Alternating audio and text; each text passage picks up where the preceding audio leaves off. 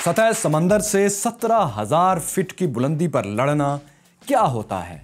मनफी 20 degree centigrade पर अपने वतन के लिए जान देना कैसा होता है? बस यूं समझें कि एक रेफ्रिजरेटर में 1 डिग्री सेंटीग्रेड पर बर्फ बनती है। इंसानी खून मनफी 2 डिग्री सेंटीग्रेड पर जमना शुरू हो जाता है और कारगिल पर टेम्परेचर होता है मनफी 20 डिग्री सेंटीग्रेड। यह था वो मौसम जहां पिछली सदी की आखिरी पाक भारत लड़ाई लड़ी गई। मैं हूं फैसल राज और देखो सुनो जानो की हिस्ट्री ऑफ पाकिस्तान सीरीज में हम आपको इसी जंग की कहानी दिखा रहे हैं।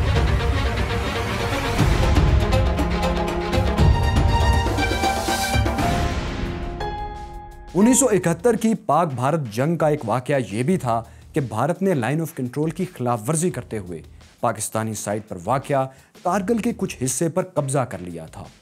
उस वक्त से इसे वापस लेने के लिए प्लान्स पाकिस्तानी फौज में बन रहे थे। इन्हीं में से एक मंसूबा यह भी था कि सर्दियों में जब भारतीय फौज कारगिल से अपनी पोस्टें खाली करके नीचे चली जाती है तो इन पोस्टों पर कब्जा कर लिया जाए। यहां से सियाचिन पर काबिज भारतीय फौज को सप्लाई फराहम करने वाली मरकजी सड़क NH-1 को काटा जा सकता था।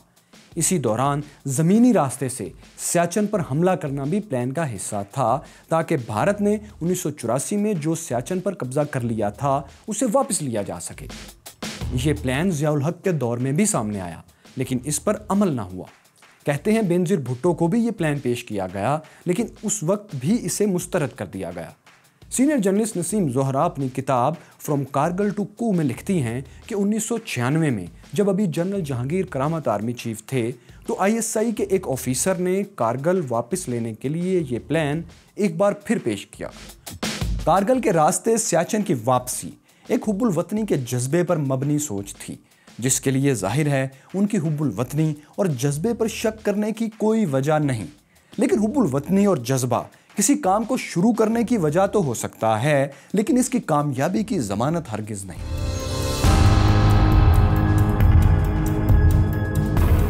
कामयाबी की जमानत किस चीज से मशरूत थी, इस बात का आर्मी चीफ जनरल जहांगीर करामत को अच्छी तरह अंदाजा था। इसीलिए उन्होंने ये मंसूबा असेसमेंट के लिए मुतल्लका शोबों को भेजा ताकि देखा जा सके कि ये मंसूबा कितना मुमकिन कामयाबी के करीब और कितना दूर है। तो पहले ये मंसूबा प्लानिंग डायरेक्टरेट के पास गया, इसके बाद रिव्यू के लिए DG मिलिट्री ऑपरेशंस के पास गया और आखिर में कंप्रीहेंसिव स्टडी के लिए कारगिल प्लान ISI के एनालिसिस विंग के पास आया। इस स्टडी में एयरफोर्स, नेवी, SSG और फौज के दीगर शोबों के जहांदीदा प्रोफेशनल्स शरीक थे। इन तमाम अफसरान ने एक मुकम्मल रिव्यू के बाद इस मंसूबे को मुस्तरद कर दिया। कहा गया टैक्टिकली ये एक अच्छा प्लान है, यानी इसके जरिए हम कारगिल पर कब्जा तो कर लेंगे, लेकिन स्ट्रेटजिकली ये एक नाकाम प्लान है, यानी इस कब्जे को बरकरार रखना मुमकिन नहीं होगा।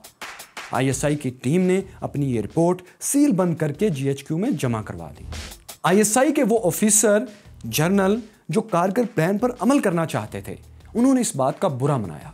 उन्होंने असेसमेंट टीम के एक मेंबर को अपने दफ्तर बुलाया और गुस्से से कहा, तुम बाहर से पढ़कर आने वाले मुझे बताओगे कि स्ट्रेटजी क्या होती है? ये जनरल इसलिए ऐसा कह रहे थे क्योंकि वो एक बार पहले इससे मिलता जुलता प्लान कामयाबी से मुकम्मल कर चुके थे। जी हाँ, इन्हीं ने 1988 में जब वो ब्रिगेड कमांडर थे, लाइन ऑफ कंट्रोल के अंदर भारतीय कब्जे वाले इलाके में जाकर कारगिल के एरिया में 28 बुलंद तरीन चोटियों पर कब्जा कर लिया था।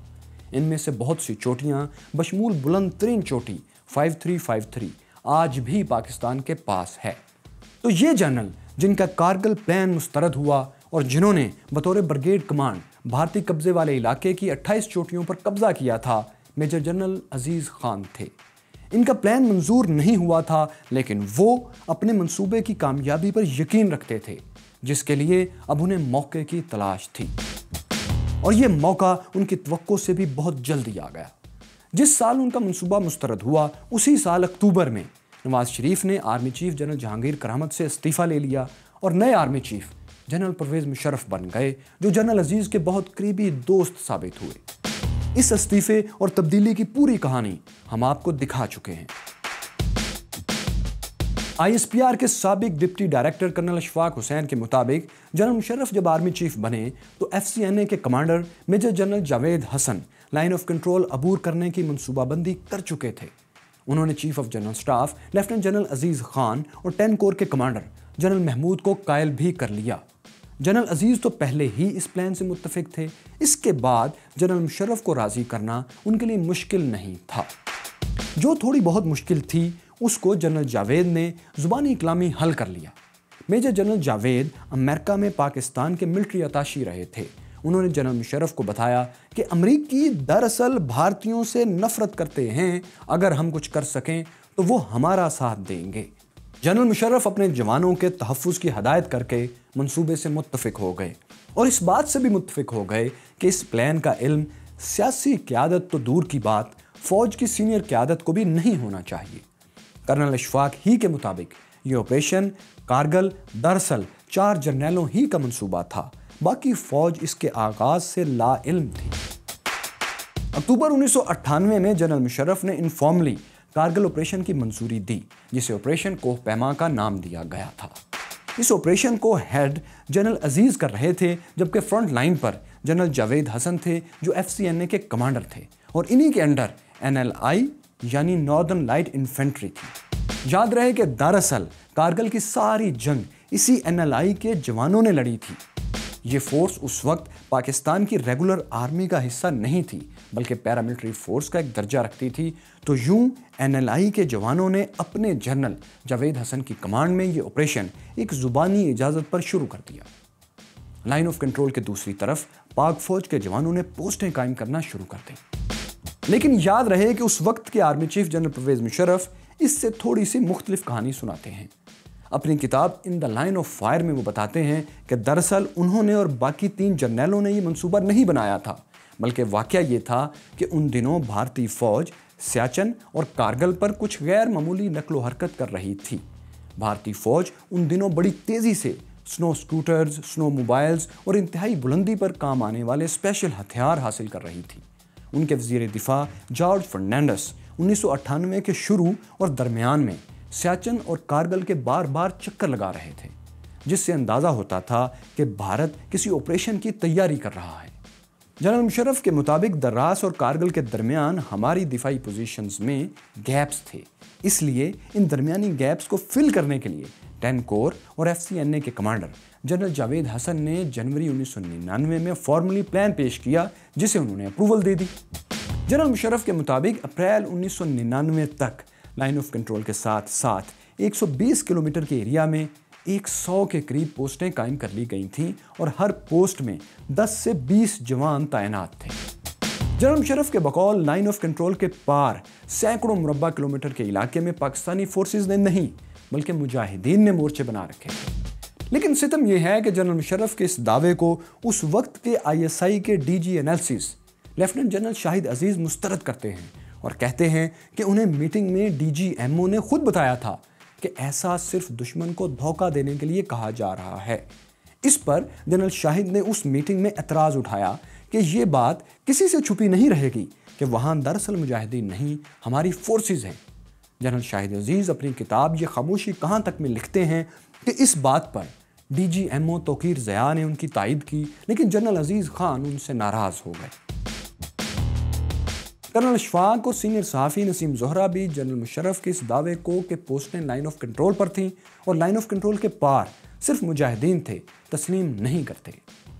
यहाँ ये बात बताना भी अहम है कि लाइन ऑफ कंट्रोल कश्मीर के दरमियान वो लाइन है जो मकबूजा कश्मीर और पाकिस्तानी हिस्से आज़ाद कश्मीर को अलग करती है। ये मुस्तकिल सरहद नहीं, एक मुतनाज़ा इलाके की आर्जी जंगबंदी लाइन है। इसे आलमी तौर पर लाइन ऑफ कंट्रोल तस्लीम किया जाता है, ना कि इंटरनेशनल बॉर्डर।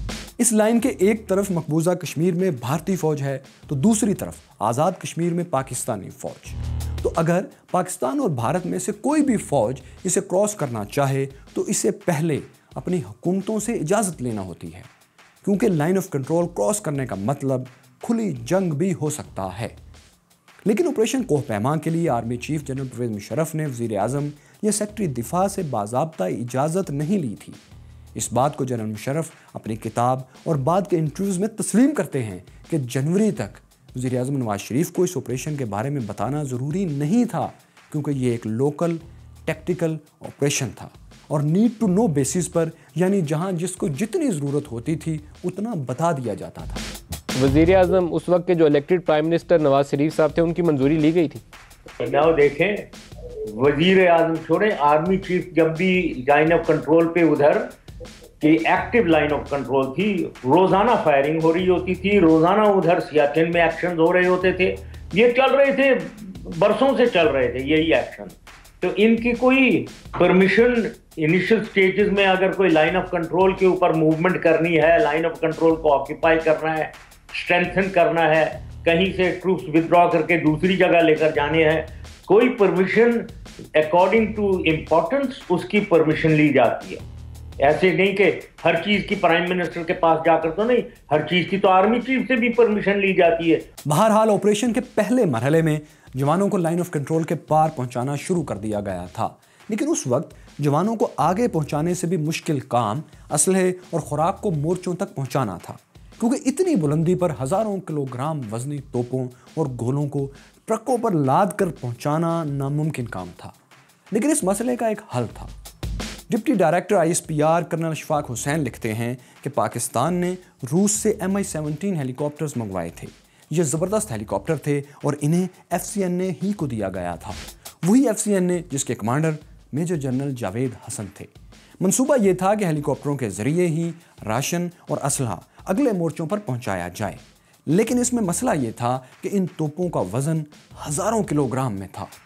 اتنی وزنی جنگی مشینری 15 سے 17 ہزار فٹ بلندی پر پہنچانا ایک بظاہر ناممکن کام تھا، لیکن اسے بھی ممکن بنایا گیا، اور وہ یوں کہ توپیں کھول کر ان کے 8 حصے کیے گئے اور ہر حصے کو Mi-17 ہیلی کاپٹروں سے لٹکا کر باری باری محاذ پر پہنچا دیا گیا۔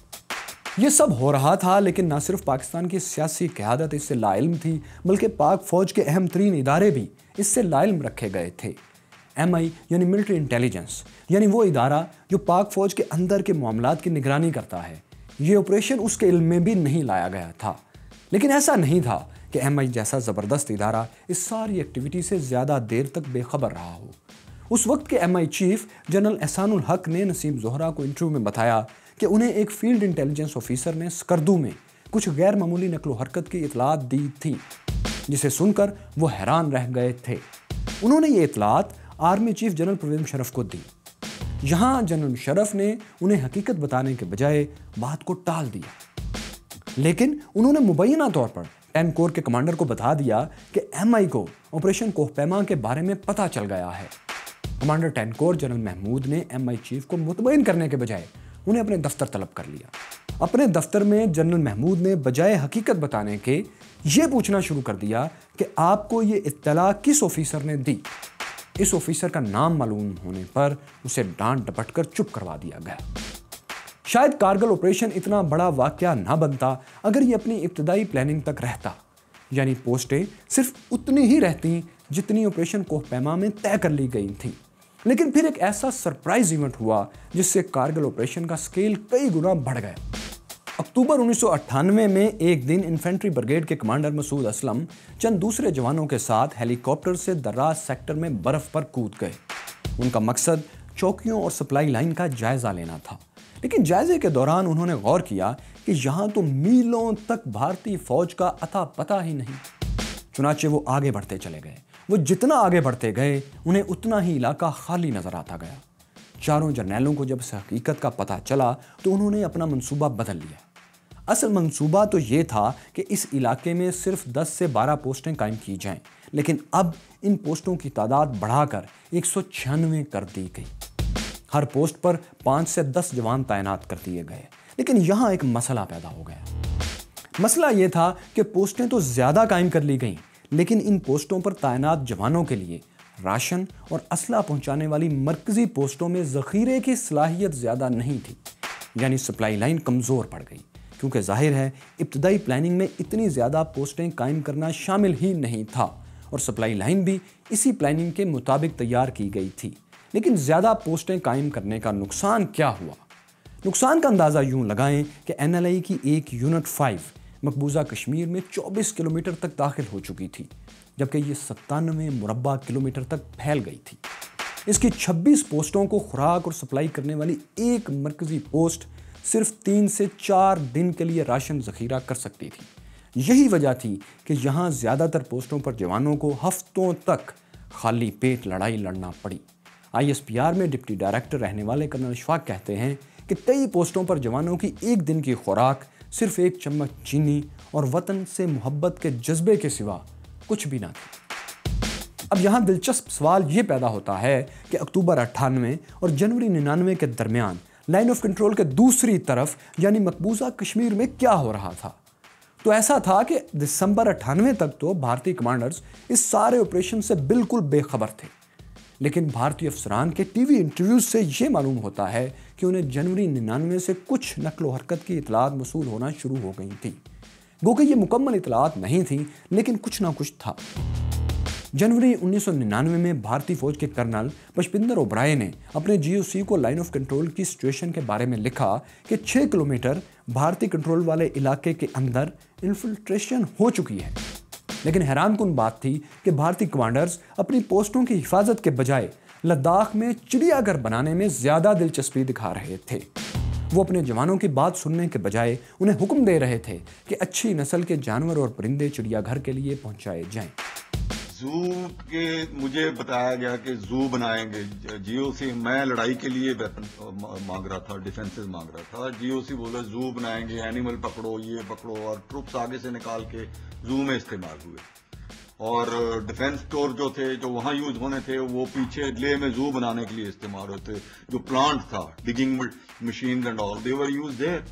अब देखें कि एक तरफ महाज गर्म हो रहा था और दूसरी जानिब सूरत हाल ये थी कि जनवरी का आगाज़ था, ऑपरेशन बहुत आगे जा चुका था, लेकिन पाकिस्तान के चीफ एग्जीक्यूटिव यानी वज़ीर आज़म Nawaz Sharif, air chief, naval chief और यहाँ तक कि DGISI को भी एतमाद में नहीं लिया गया था। वज़ीर आज़म तो एक तरफ बकौल लेफ्टिनेंट जनरल शाहिद अजीज़, जो कारगिल के दिनों में ISI में DG एनालिसिस थे, वो कहते हैं कि उस वक्त के DG military operations lieutenant general Toqeer ज़या, जिनकी जिम्मेदारी थी कि पाक फौज के तमाम ऑपरेशंस के लिए वसाइल मुहैया करें, वो भी इस ऑपरेशन से आगाह नहीं थे। उन्हें कब आगाह किया गया? ऑपरेशन शुरू होने के 3 माह बाद। जी हाँ, 16 जनवरी 1999 रमज़ानुल मुबारक के आखिरी जुमे के रोज़ MOD रावलपिंडी में एक मीटिंग हुई। इस मीटिंग में कारगिल ऑपरेशन या कोह पैमा के मास्टर माइंड्स 4 जर्नैलों के अलावा अहम तरीन किरदार लेफ्टिनेंट जनरल तोकीर ज़िया ही थे। ये पहली बार था कि इतने बड़े ऑपरेशन के बारे में ऑपरेशंस के सबसे अहम कमांडर को एतमाद में लिया जा रहा था। इस मीटिंग में जनरल अजीज़ चाहते थे कि जनरल तोकीर ज़िया भी ऑपरेशन की ओनरशिप लें, लेकिन वो मीटिंग में पहलू तक नहीं बदल रहे थे। इस मीटिंग में आर्मी चीफ ने इस ऑपरेशन की बाज़ाब्ता इजाज़त दी। इजाज़त देने के बाद उन्होंने सवाल किया कि अच्छा, अगर ये ऑपरेशन नाकाम हुआ तो क्या होगा? मेजर जनरल जावेद हसन, जो FCNA के कमांडर थे, इस सारे ऑपरेशन को लीड कर रहे थे, उन्होंने कहा अगर यह नाकाम हो गया तो मेरी गर्दन हाजिर है। उनके boss commander 10 core general Mahmood ने कहा इनकी गर्दन क्यों? अगर ये ऑपरेशन नाकाम हुआ तो मेरी गर्दन उड़ेगी, क्योंकि इससे क्लियर तो मैंने किया है। ये सुनकर आर्मी चीफ जनरल मुशर्रफ बोले तुम दोनों की क्यों, असल में तो वो मेरी गर्दन होगी, अप्रूवल तो मैंने दी है।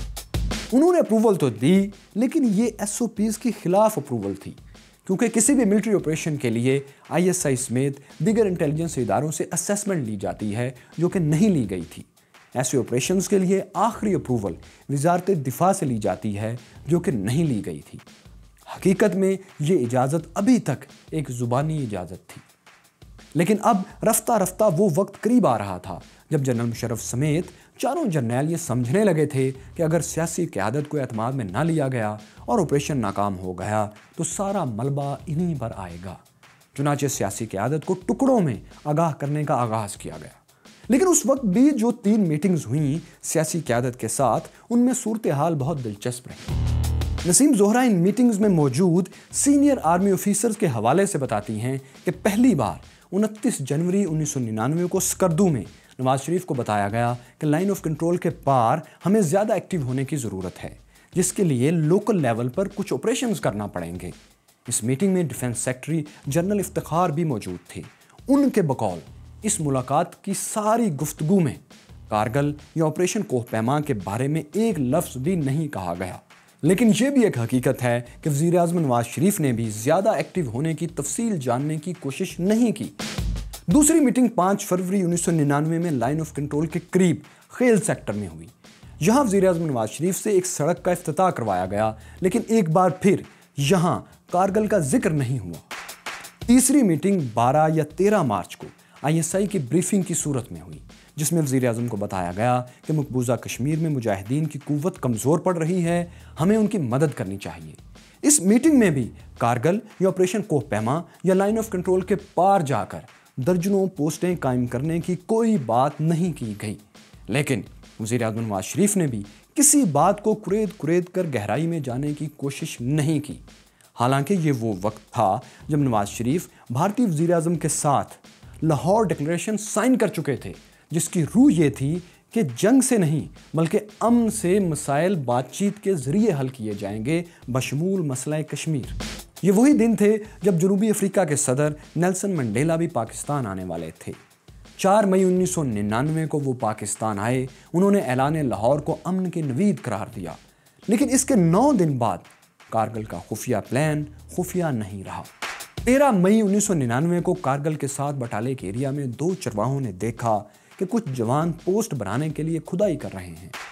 یہ چہرے ان کے لیے نئے تھے اور یہ چرواہے بھی عام چرواہے نہیں تھے۔ یہ کارگل میں انڈین بریگیڈ 121 کے مخبر تھے اور انڈین انٹیلیجنس کے لیے کام کرتے تھے۔ انہوں نے یہ غیر معمولی اطلاع فوراً انڈین بریگیڈ کو پہنچائی۔ جب یہ اطلاعات کنفرم کرنے کے لیے بھارتی فوج کے کچھ جوان آگے آئے تو انہیں پاکستانی فوج کا زبردست اٹیک ملا۔ دراز کے قریب تلولن کی چوٹیوں سے NLI کے جوانوں نے زبردست فائر کر کے بھارتی اسلحے کا ایک بڑا ذخیرہ بھی تباہ کر دیا۔ اب جنگ اوپن ہو چکی تھی اور پاکستان اور بھارت میں ہیڈ لائنز بن چکی تھیں۔ اب وہ بھارتی جرنیل جو چڑیا گھر بنانے پر زیادہ توجہ دے رہے تھے، انہیں میدان جنگ کی طرف لوٹنا پڑا، اور وہ پاکستانی جرنیل جو ساری کارروائی کو خفیہ رکھنے پر مصر تھے، انہیں وزیر اعظم کو کھل کر بتانا پڑا کہ کیا صورتحال ہے۔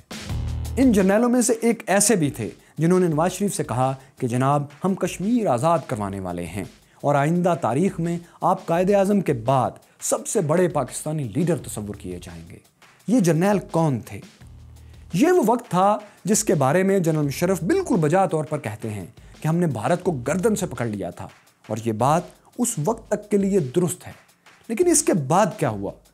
بھارت نے سرپرائز کا جواب کیسے دیا؟ وہ جوان کون تھا جو سینے پر پورا مشین گن کا برسٹ کھانے کے بعد بھی مورچے پر اکیلا ڈٹا رہا اور اس وقت تک لڑتا رہا جب تک اس کے سارے ساتھی بحفاظت نکل نہیں گئے؟ اور وہ کون سا وقت تھا جب لائن آف کنٹرول پر نواز شریف اور پرویز مشرف دونوں بھارت کے نشانے پر آ گئے تھے؟ پھر کیا ہوا؟ یہ سب آپ کو دکھائیں گے، لیکن ہسٹری آف پاکستان کی اگلی قسط میں۔ آزاد کشمیر کا ایک سیکٹر ہے کیرن سیکٹر۔ اس علاقے کی مرکزی سڑک بھارتی چوکیوں سے صرف 800 میٹر کے فاصلے پر ہے۔ بھارتی فورسز یعنی BSF کے جوان ہر وقت اس سڑک پر مشین گن تانے رکھتے تھے اور یہاں سے گزرنے والی گاڑیوں کو نشانہ بناتے تھے۔ بھارتی مشین گنز کا نشانہ بننے والی گاڑیاں نیچے جا گرتی تھیں۔ اس سڑک سے گزرنے والی سینکڑوں گاڑیاں ایسی ہی فائرنگ سے تباہ ہوئیں اور قیمتی انسانی جانوں کا ضیاع الگ ہوا۔ لیکن پھر آزاد کشمیر میں تعینات ایک آرمی آفیسر نے اس کا شاندار حل نکالا۔ انہوں نے صرف 3 ماہ میں اس سڑک کے کنارے 8 فٹ بلند اور 5 فٹ چوڑی انتہائی مضبوط کنکریٹ کی دیوار بنا کر اس اہم ترین سڑک کو محفوظ بنایا۔ یہ دیوار ایسی صورتحال میں بنائی گئی جب 3 ماہ مسلسل بھارتی فورسز بلندی کی پوزیشن سے فائرنگ کر رہی تھی۔ پاک فوج نے نہ صرف دیوار تعمیر کرنے والوں کو تحفظ فراہم کیا بلکہ انڈین فائرنگ کا بھی مسلسل جواب دیا۔ تو یہ دیوار لائن آف کنٹرول سے صرف 800 میٹر کے فاصلے پر بھارتی فائرنگ سے محفوظ رکھنے کے لیے بنائی گئی تھی، اور یہ اپنا کام بخوبی کر رہی ہے۔ جن آفیسر نے یہ دیوار بنوائی تھی ان کا نام تھا لیفٹیننٹ جنرل عبد القادر بلوچ۔ ان کی کہانی ہم نے آپ کو کیوں سنائی؟ کیونکہ یہ ایک ایسی میٹنگ میں موجود تھے جس کی روداد بتائے بغیر کارگل کہانی ادھوری رہے گی۔ میں ہوں فیصل وڑائچ اور دیکھو سنو جانو میں آپ کو ہسٹری آف پاکستان کے سیکنڈ لاسٹ ایپیسوڈ میں یہی سب دکھایا جائے۔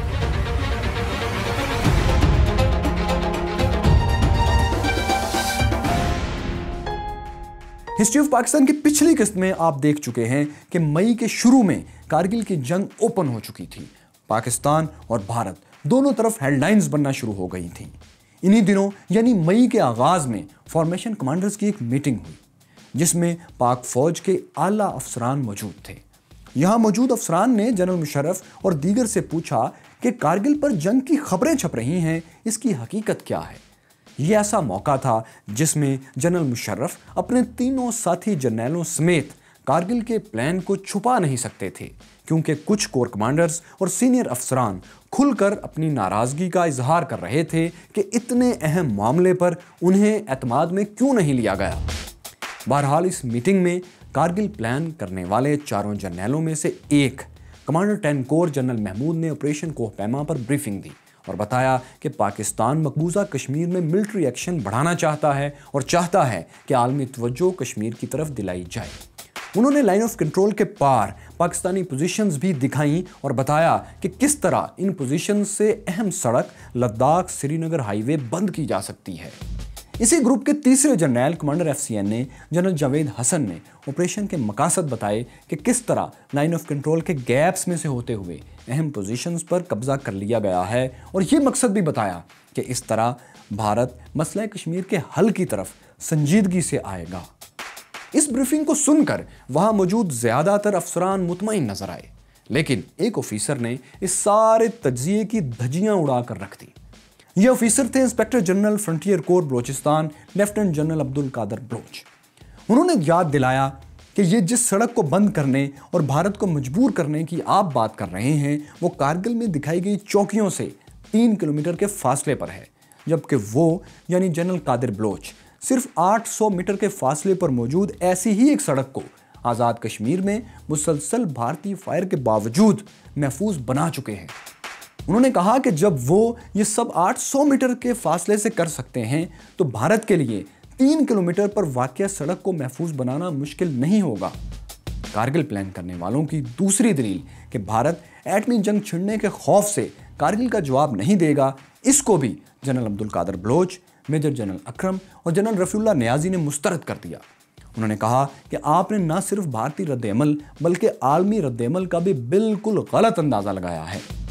اس میٹنگ میں موجود لوگوں کے انٹرویوز کے بعد نسیم زہرا لکھتی ہیں کہ جنرل مشرف کے پاس ان دلائل کے منطقی جواب تو نہیں تھے، لیکن انہوں نے ان اعتراضات کو یکسر مسترد کرتے ہوئے غیر منطقی دلائل ضرور دیے. انہوں نے کہا کہ ہماری پوزیشنز ناقابل تسخیر ہیں، قسمت بہادروں کا ساتھ دیتی ہے اور آج یہ ہمارے ساتھ ہے.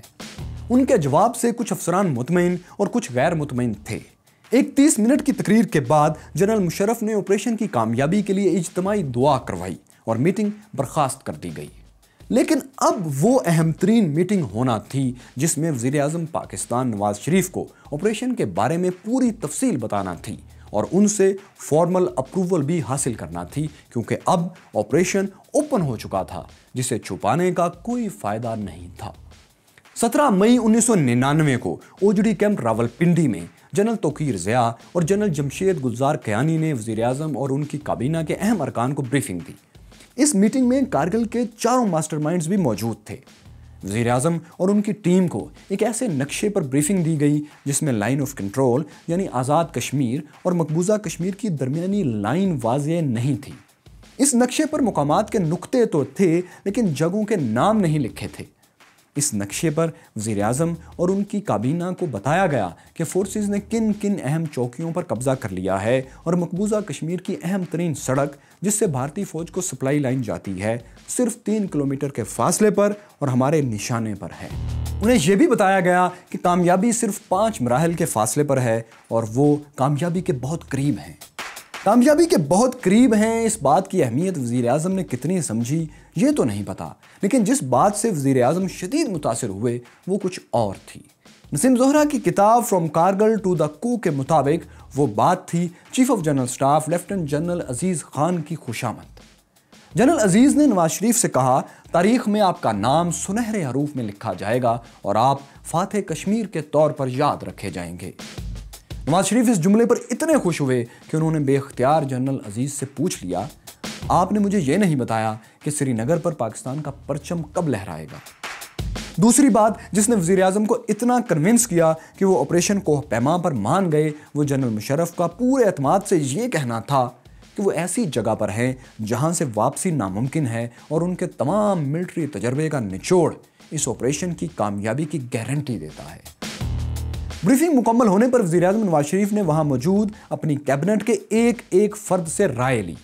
اس میٹنگ کی پوری روداد وزیر خارجہ سرتاج عزیز اور لیفٹیننٹ جنرل عبدالمجید ملک نے اپنی اپنی کتابوں میں لکھی ہے۔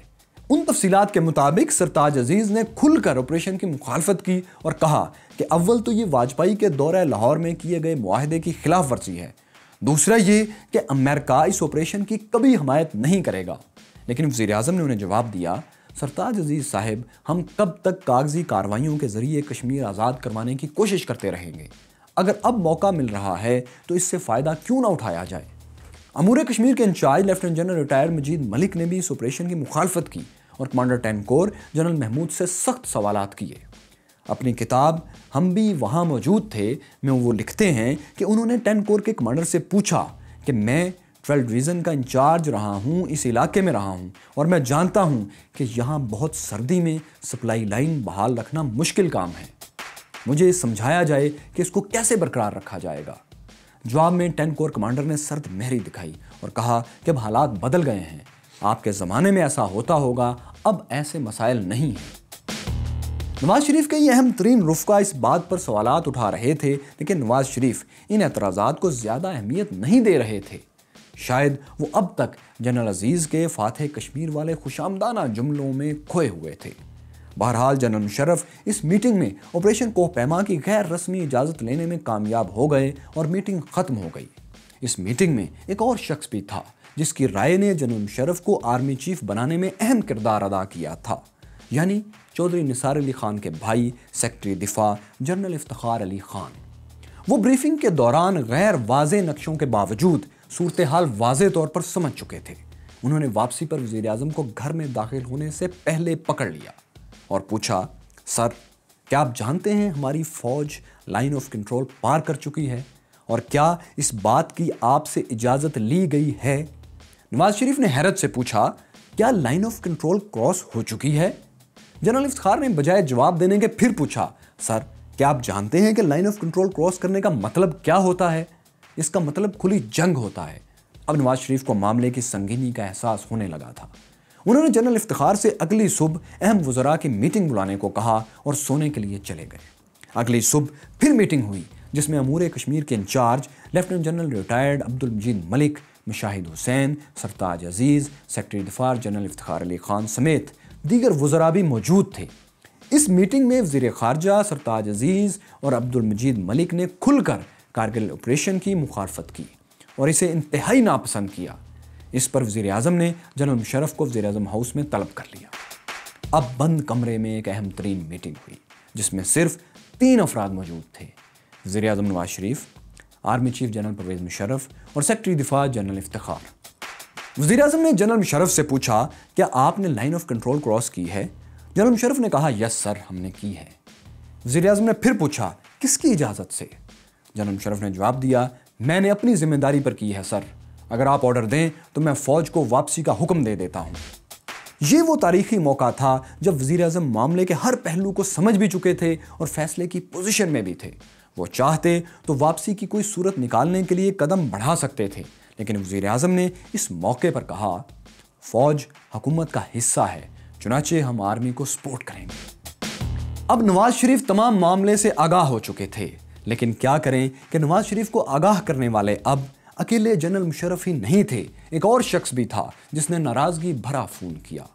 بھارتی وزیر اعظم اٹل بہاری واجپئی نے وزیر اعظم نواز شریف کو فون کیا اور کہا کہ آپریشن کارگل کے باعث معاملہ ان کی برداشت سے باہر ہو چکا ہے۔ وہ ایسا اس لیے کہہ رہے تھے کیونکہ لائن آف کنٹرول پر بھارتی فورسز کو شدید نقصان کا سامنا تھا۔ پاکستانی فورسز NLI کے جوانوں نے کارگل کی بلندیوں سے بھارتی فوج کو رگید کر رکھ دیا تھا۔ کارگل کے دروں اور چوکیوں پر پاکستانی فورسز کا کنٹرول ہو چکا تھا، جنگ دراز سیکٹر تک پھیل چکی تھی۔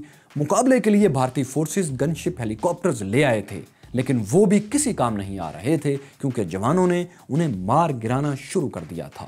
لداخ سری نگر روڈ بھارتی فورسز کے لیے ناقابل استعمال ہو چکی تھی۔ और अमलन हर महाज से भारतीय फौज पसपा हो रही थी। और ये बात है 26 मई की और ये अभी शुरुआत थी। उस वक्त तक भारतीय फोर्सेस को अंदाजा हो चुका था कि कारगिल की बुलंदियों पर मुजाहिदीन नहीं बल्कि इंतहाई तरबियत याफ्ता मुनज़्ज़म फोर्स मौजूद है। जब भारतीय फोर्सेस से कुछ ना बन पड़ा तो वो मुकाबले के लिए एयर फोर्स को मैदान में ले आए। 100 तैयारों से 17,000 फीट की बुलंदी पर बैठे पाकिस्तानी जवानों पर क्लस्टर बम बरसाए गए। लेजर गाइडेड मिसाइल से बमबारी शुरू हो गई और भारत स्वीडन से खरीदी हुई state of the art Bofors guns भी मैदान में ले आया।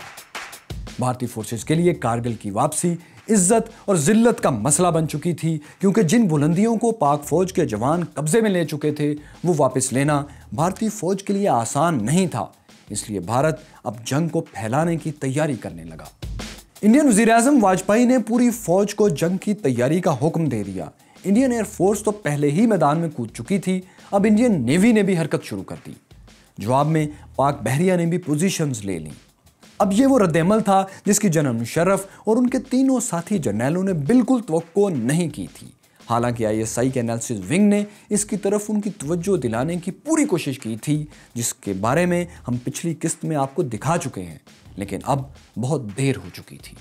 इस सब के बावजूद पाक फौज के जवान अपने वतन के लिए 17,000 फीट की बुलंदी पर -20 डिग्री सेंटीग्रेड में इंतहाई बहादुरी से लड़ रहे थे। यही वजह थी कि इब्तदा में भारतीय फोर्सेस चौकियां वापस लेने में बुरी तरह नाकाम हुई। भारत के तैयारे तबाह हो रहे थे, गनशिप हेलीकॉप्टर्स गिर रहे थे और उनके पायलट पाकिस्तान के हाथों गिरफ्तार हो रहे थे। नाकामी देखते हुए भारत ने प्लान बदला। अब उन्होंने अपने लड़ाका तैयारों के जरिए 17,000 फीट की बुलंदी पर बैठे पाक फौज के जवानों की सप्लाई लाइन्स काटना शुरू कर दी, जिसके लिए बिहाइंड द लाइंस यानी जवानों की पोजीशन से पीछे लाइन ऑफ कंट्रोल पर हमले शुरू हो गए। ऐसे में भी पाक फौज के जवानों ने कुछ भारतीय मिग तैयारे तबाह कर दिए, लेकिन भारत मिराज तैयारे जो F-16 के मुकाबले के तैयारे थे उन्हें भी मैदान में ले आया। इंतहाई बुलंदी और सर्दी में लड़ने वाले सिपाहियों के लिए कायम की गई सप्लाई लाइन पहले ही कमज़ोर थी, वो कई जगह से कटकर मज़ीद कमज़ोर हो गई। जवानों के लिए खुराक और असला ज़रूरत से बहुत कम रह गया। कई पोस्टों पर NLI के जवान खाली पेट हफ्तों लड़ते रहे। अब जून का वस्त शुरू हो चुका था और वज़ीर-ए-आज़म को अंदाज़ा हो गया था कि जनरल मुशर्रफ ने जो फतह की उम्मीद दिलाई थी और जनरल अजीज़ ने जो फातह कश्मीर का मक्खन लगाया था उसकी महक ख़त्म होने वाली है। मज़ीद ये कि कारगिल ऑपरेशन पर पाकिस्तान के इंतहाई करीबी दोस्त चीन ने भी हमायत से इनकार कर दिया था। अमेरिका, जिसने एटमी हथियारों के तजर्बात के बाद पाबंदियां लगाई और हटाई थीं, वो एक बार फिर नाराज हो गया था। तुर्की और सऊदी अरब इस मामले पर पाकिस्तान की हमायत में कोई बयान जारी नहीं कर रहे थे। ऐसे में पाकिस्तान तन्हा खड़ा था और चीन समेत तमाम दुनिया जंग बंद करने और लाइन ऑफ कंट्रोल पर वापसी का मुतालबा कर रही थी।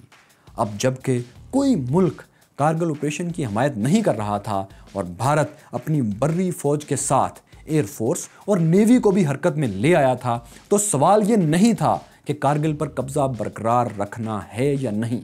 सवाल ये था कि क्या भारत के जवाब में पाकिस्तान को भी एयरफोर्स और नेवी को जंग की तैयारी का हुक्म देना है या नहीं। क्या पाकिस्तान ऑल आउट वॉर के लिए तैयार है या नहीं, एक ऐसी जंग के लिए जिसमें उसके अच्छे बुरे वक्तों के इत्तेहादी ममालिक भी साथ नहीं हैं। अब जाहिर है इस सवाल का जवाब पाकिस्तान तन्हा नहीं दे सकता था, क्योंकि कोई भी जंग आलमी इत्तेहादियों के बगैर नहीं लड़ी जा सकती। इत्तेहादियों से मशवरे के लिए नवाज शरीफ ने वज़ीर ख़ारजा सरताज अजीज़ को हंगामी तौर पर चीन भेजा। चीन ने मसला कश्मीर पर तो पाकिस्तानी मौक़िफ़ की हमायत की, लेकिन जंग की हमायत नहीं की। चीन ने वाज़े तौर पर कहा कि मसला कश्मीर बातचीत से हल किया जाए, जंग मसले का हल नहीं है। इसके बाद वज़ीर ख़ारजा इंतहाई ख़तरनाक हालात में भी भारत चले गए। उन्होंने दिल्ली में भारतीय वज़ीर ख़ारजा से मुलाकात में अमन कायम करने के लिए मुख्तलिफ तजावीज़ दी, लेकिन ये मुज़ाकरात नाकाम रहे। मगर पाक भारत वज़ीर ख़ारजा की मुलाकात के बाद दिलचस्प बात यह हुई कि भारत, जिसका कोई वज़ीर ख़ारजा पिछले 8 से 9 साल में कभी चीन नहीं गया था, वो अचानक चीन के दौरे पर चले गए। चीनी हम मनसब ने भारतीय वज़ीर ख़ारजा से भी मुलाकात की और मसले के पुरअमन हल पर जोर दिया। पाकिस्तानी वज़ीर ख़ारजा चीन का लाइन ऑफ कंट्रोल के एहतराम का पैगाम लेकर पाकिस्तान वापस आ गए। اب صورتحال ہاتھ سے نکل رہی تھی۔ ایک موقع پر وزیر اعظم نواز شریف پرویز مشرف کے ساتھ جوانوں کا حوصلہ بڑھانے کے لیے اگلے مورچوں پر گئے۔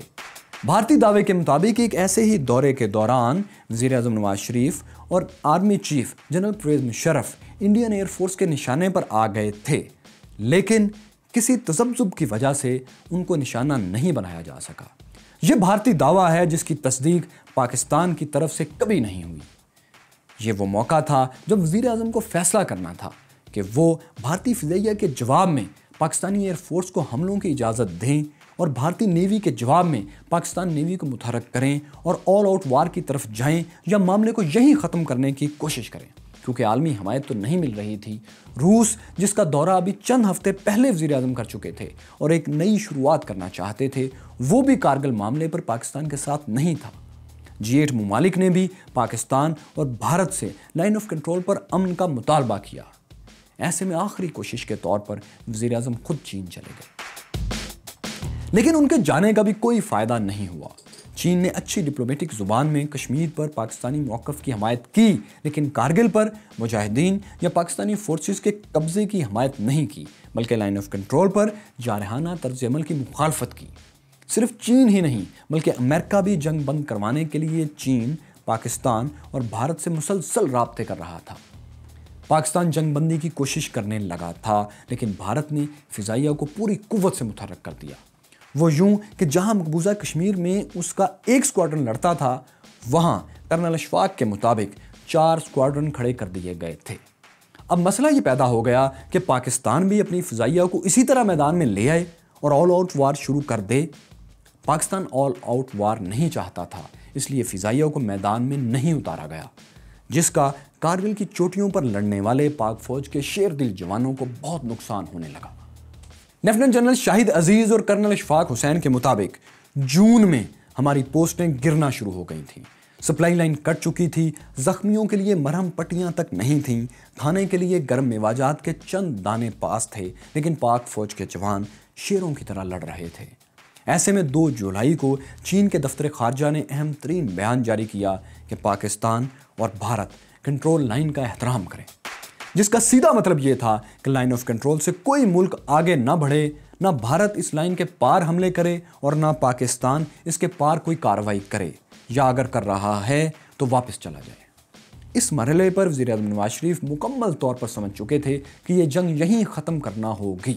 وہ جان گئے تھے کہ کارگل کے ذریعے کشمیر آزاد کروانے کا جو خواب انہیں دکھایا گیا تھا وہ کبھی شرمندہ تعبیر نہیں ہو سکتا، اور ایٹمی دھماکوں کے بعد جس طرح ترکی، ایران، سعودی عرب، حتیٰ کہ افغانستان جیسے دوست ممالک ساتھ کھڑے تھے، کارگل کے معاملے پر وہ ساتھ نہیں ہیں۔ چنانچہ انہوں نے کارگل سے واپسی کی پلاننگ شروع کر دی، لیکن واپسی کی پلاننگ کے لیے ایک ایسے ملک کی حمایت کی ضرورت تھی جو پاکستان اور بھارت دونوں پر اثر و رسوخ رکھتا ہو، اور ظاہر ہے امریکہ سے بہتر کوئی اور ملک یہ کردار ادا نہیں کر سکتا تھا۔ امریکہ میں 4 جولائی کو یوم آزادی کی تقریبات منعقد ہوتی ہیں، اس لیے ان دنوں میں امریکی صدر کے پاس وقت بھی نہیں ہوتا، لیکن نواز شریف نے امریکی صدر کلنٹن سے ہنگامی طور پر ملاقات کے لیے وقت مانگا۔ یہ وقت مل گیا، میٹنگ طے ہو گئی، اور ٹھیک اس وقت جب امریکہ میں یوم آزادی منایا جا رہا تھا، نواز شریف کی کلنٹن سے ملاقات ہوئی۔ جی ہاں، 4 جولائی کے دن یہ اہم ترین ملاقات تھی، اور اس سے بھی اہم یہ کہ اس میں 90 منٹ کی ملاقات 1 on 1 تھی۔ اس ملاقات میں صرف نواز شریف اور امریکی صدر کلنٹن موجود تھے، لیکن یہاں ایک تیسرا شخص بھی تھا جو نوٹس لے رہا تھا۔ یہ امریکی صدر کے خاص ایڈوائزر بروس ریڈل تھے۔ انہوں نے بعد میں اپنی کتاب میں اس بند کمرے کی ملاقات کی تفصیل لکھی ہے، جس کے مطابق نواز شریف کارگل سے فوج کی آبرومندانہ واپسی اور مسئلہ کشمیر کے حل میں امریکی مدد چاہتے تھے۔ بل کلنٹن نے اس میٹنگ میں بھارتی وزیر اعظم اٹل بہاری واجپئی کو بھی فون کیا۔ میٹنگ کے آخر میں طے پایا کہ پاکستان بغیر کسی شرط کے کارگل سے فوج نکالے گا، امریکہ مسئلہ کشمیر کے پرامن حل کے لیے تعاون کرے گا۔ نواز شریف امریکہ سے واپسی پر برطانوی وزیر اعظم ٹونی بلیئر سے بھی لندن میں ملے اور کارگل کی پرامن جنگ بندی کے لیے حمایت حاصل کی۔ 12 جولائی کو وزیر اعظم نواز شریف نے قوم سے خطاب کیا۔ یہ کارگل سے واپسی کا آفیشیل اعلان تھا۔ انہوں نے خطاب میں کہا کہ ہم کب تک بچوں کا مستقبل بیچ کر توپوں کے گولے بناتے رہیں گے۔ انہوں نے عوام سے خطاب میں یہ نہیں بتایا کہ لائن آف کنٹرول کے پار مجاہدین نہیں بلکہ NLI کے جوان تھے، اور دوران تقریر وہ انہیں مجاہدین ہی کہتے رہے، اور کہا کہ مجاہدین نے ان کی اپیل پر کارگل کی چوٹیاں خالی کر کے امن کے لیے ایک راستہ پیدا کیا ہے جو کشمیر کی آزادی کی طرف جاتا ہے۔ اس موقع پر پاک فوج کے ترجمان بریگیڈیئر راشد قریشی نے بھی قوم کو سچ نہیں بتایا۔ انہوں نے بھی یہی کہا کہ مجاہدین کی واپسی یا انخلاء سے ان کا کوئی تعلق نہیں، بلکہ مجاہدین حکومت پاکستان کو رپورٹ کرتے ہیں۔ شاید یہی وجہ ہے کہ بہت سے لوگ یہ سمجھتے ہیں کہ پاکستان کے مسائل کی ایک بڑی وجہ یہ ہے کہ ہمارے بڑے عوام سے سچ نہیں بولتے، جس کا نقصان پوری قوم کو اور خاص طور پر غریب عوام کو بھگتنا پڑتا ہے، کبھی جانی اور مالی صورت میں اور کبھی جذباتی صدموں کی صورت میں۔ کارگل سے واپسی کے اعلان کے بعد وزیراعظم نواز شریف آرمی چیف کے ساتھ اگلے مورچوں کے دورے پر گئے۔ لائن آف کنٹرول پر انہوں نے جوانوں کے جذبے کو سراہا اور ان کا مورال اپ کرنے کی کوشش کی۔ اب کارگل کی بلندیوں سے لائن آف کنٹرول کی طرف جوانوں کی واپسی شروع ہو گئی تھی، لیکن یہاں بھارتی فوج نے نواز شریف اور کلنٹن کی ملاقات میں طے ہونے والے اس معاہدے کی خلاف ورزی کی جس پر بھارتی وزیر اعظم کو بھی اعتماد میں لیا گیا تھا۔ جب پاک فوج کے جوان لائن آف کنٹرول کی طرف واپس آ رہے تھے تو بھارتی فورسز نے ان پر پیچھے سے فائرنگ شروع کر دی۔ اس اٹیک سے جانی نقصان بہت زیادہ ہوا، لیکن پاک فوج کے جوانوں نے پلٹ کر وار کیا اور آخری گولی تک مقابلہ کیا۔ وہ یوں کہ ایک پوسٹ پر ایک جوان نے تنے تنہا کئی گھنٹے دشمن کو روک کر رکھا تاکہ -20 ڈگری سینٹی گریڈ میں ان کے باقی ساتھی حفاظت سے واپس جا سکیں۔ پسپائی اور بحفاظت واپسی فوج کا سب سے مشکل مشن ہوتا ہے۔ ایک ایسے ہی مشن میں حوالدار لالیک جان قادر چوکی پر تعینات تھے۔ وہ 22 ساتھیوں کے ساتھ دشمن کے 7 حملوں کو پسپا کر چکے تھے۔ پھر یوں ہوا کہ 7 جولائی کو وہ چوکی پر تنہا رہ گئے۔ وہ گھنٹوں تنہا آگے بڑھتے دشمن پر سب مشین گن سے فائر کرتے رہے۔ ایمونیشن بہت کم تھا اور کئی دن سے بھوکے پیاسے ہونے کے باعث ہمت بھی جواب دے رہی تھی، لیکن چیلنج یہ تھا کہ دشمن کو ہر حال میں آگے آنے سے روکنا ہے۔ اگر وہ بھارتی فورسز کو آگے بڑھنے دیتے تو واپس جاتے ان کے سارے ساتھی مارے جا سکتے تھے۔ اس لیے وہ تنے تنہا گولیوں اور گولوں کا مقابلہ کرتے رہے اور جوابی فائر بھی کرتے رہے، جس سے دشمن کی پیش قدمی گھنٹوں تک رکی رہی، کیونکہ دشمن اس بات سے بے خبر تھا کہ قادر چوکی پر صرف ایک جوان موجود ہے، اور وہ بھی صرف ایک سب مشین گن کے ساتھ۔ ایک مرحلے پر وہ آگے بڑھتے دشمن پر گرنیڈ پھینکنے کے لیے پوزیشن لے رہے تھے تو مشین گن کی گولیوں کی بچھاڑ ان کے سینے پر لگی، لیکن پھر بھی وہ گرنے کے بجائے مورچے کی دیوار پر اٹک کر اس طرح کھڑے رہے کہ ان کی انگلی اپنی سب مشین گن کے ٹریگر پر تھی اور نظریں دشمن پر۔ ایسے میں پچھلے مورچوں سے 2 جوان ان کی مدد کو آئے۔ لالیک جان کے ہونٹوں میں بات کرنے کی سکت بھی نہیں تھی۔ انہیں چند گھونٹ پانی پلایا گیا تو انہوں نے جو پہلے الفاظ کہے وہ یہ تھے کہ آپ دونوں واپس جائیں۔ لالیک جان کے اصرار پر وہ واپس چلے گئے۔ کئی دن سے لڑتے زخمی حوالدار لالیک جان اب جان ہار رہے تھے۔ طبی امداد ملنے کی کوئی امید نہیں تھی۔ وہ لالیک جان جو صرف سب مشین گن سے دشمن کو روکے بیٹھے تھے، چند گھنٹوں بعد یوں شہید ہو گئے کہ ان کی انگلی اب بھی ٹریگر پر تھی اور نظر سامنے۔ ان کے ساتھی بحفاظت واپس پہنچ چکے تھے۔ لالیک جان اور کرنل شیر خان دونوں کی لازوال بہادری پر بھارتی فورسز نے ان کی خوب تعریف کی۔ دونوں شیر دل جوانوں کو بہادری کا سب سے بڑا اعزاز نشان حیدر دیا گیا۔ کارگل کے آخری دنوں میں واگا بارڈر پر ایک بچے کی تصویر نہ جانے کیوں اخبارات کی زینت بنی، جس میں وہ بارڈر کے پار کسی کو ہاتھ ہلا رہا تھا۔ شاید وہ بازبان حال پیغام دے رہا تھا کہ جنگ کسی مسئلے کا حل نہیں بلکہ خود ایک مسئلہ ہوتی ہے۔ 12 جولائی کو کارگل تو ختم ہو گیا، لیکن اب ایک نیا محاذ کھل گیا۔ جنرل مشرف کارگل سے واپسی کو اپنی فتح اور سیاسی حکومت کی ناکامی قرار دینے پر تل گئے، جبکہ وزیر اعظم نواز شریف کا مرکزی ووٹ بینک، دائیں بازو کی جماعتیں اور مذہبی طبقے ان کے سخت خلاف ہو گئے۔ تو پھر صرف 90 دن سے بھی کم عرصے میں وہی 4 جرنیل جنہوں نے کارگل کی ناکام پلاننگ کی تھی، انہوں نے مارشل کی کامیاب پلاننگ کی۔ ان 90 دنوں کی کہانی بھی آپ کو دکھائیں گے، لیکن ہسٹری آف پاکستان کی اگلی اور آخری قسط میں۔ जुलाई के आखिर तक कारगिल जंग बिल्कुल खत्म हो चुकी थी, लाइन ऑफ कंट्रोल ज्यादातर बहाल हो चुकी थी, लेकिन ऐसे में भारत ने एक शरारत की। उसने एक अनआर्म्ड पाकिस्तानी तैयारा जो पाकिस्तानी हदूद में प्रवास कर रहा था, उसे मिग तैयारों से निशाना बनाया। यह पाक बहरिया का अटलांटिक पेट्रोल एयरक्राफ्ट था जो तरबीती प्रवास पर था। इस हादसे में 16 पाकिस्तानी शहीद हुए। भारत की यह हरकत खत्म होती जंग को दोबारा शुरू करने जैसा इश्तियाल अंगेज इकदाम था, लेकिन इस मौके पर पाकिस्तान ने एक बार फिर जंगजू माहौल पैदा करने के बजाय आलमी अदालत जाने का फैसला किया और भारत पर हर जाने का दावा दायर कर दिया। ये दावा मुस्तरद हुआ और आलमी अदालत ने फैसला दिया कि वो पाक भारत तनाज़े में फैसला करने का इख्तियार ही नहीं रखती। दोनों मुल्क अपने मामलात पुरअमन तौर पर बाहमी बातचीत से खुद हल करें। आलमी अदालत ने तो मुकदमा सुनने से हाथ उठा लिया, लेकिन इस हादसे के बाद पाक बहरिया के चीफ एडमिरल फसी बुखारी मुस्तफी हो गए। एडमिरल फसी बुखारी के इस्तीफे के 10 दिन बाद हुकूमत भी उलट गई। कारगिल से वापसी और हुकूमत उलटने के दरमियान क्या हुआ? मैं हूं फैसल वड़ाइच और देखो सुनो जानो की हिस्ट्री ऑफ पाकिस्तान सीरीज में हम आपको यही सब दिखाएंगे।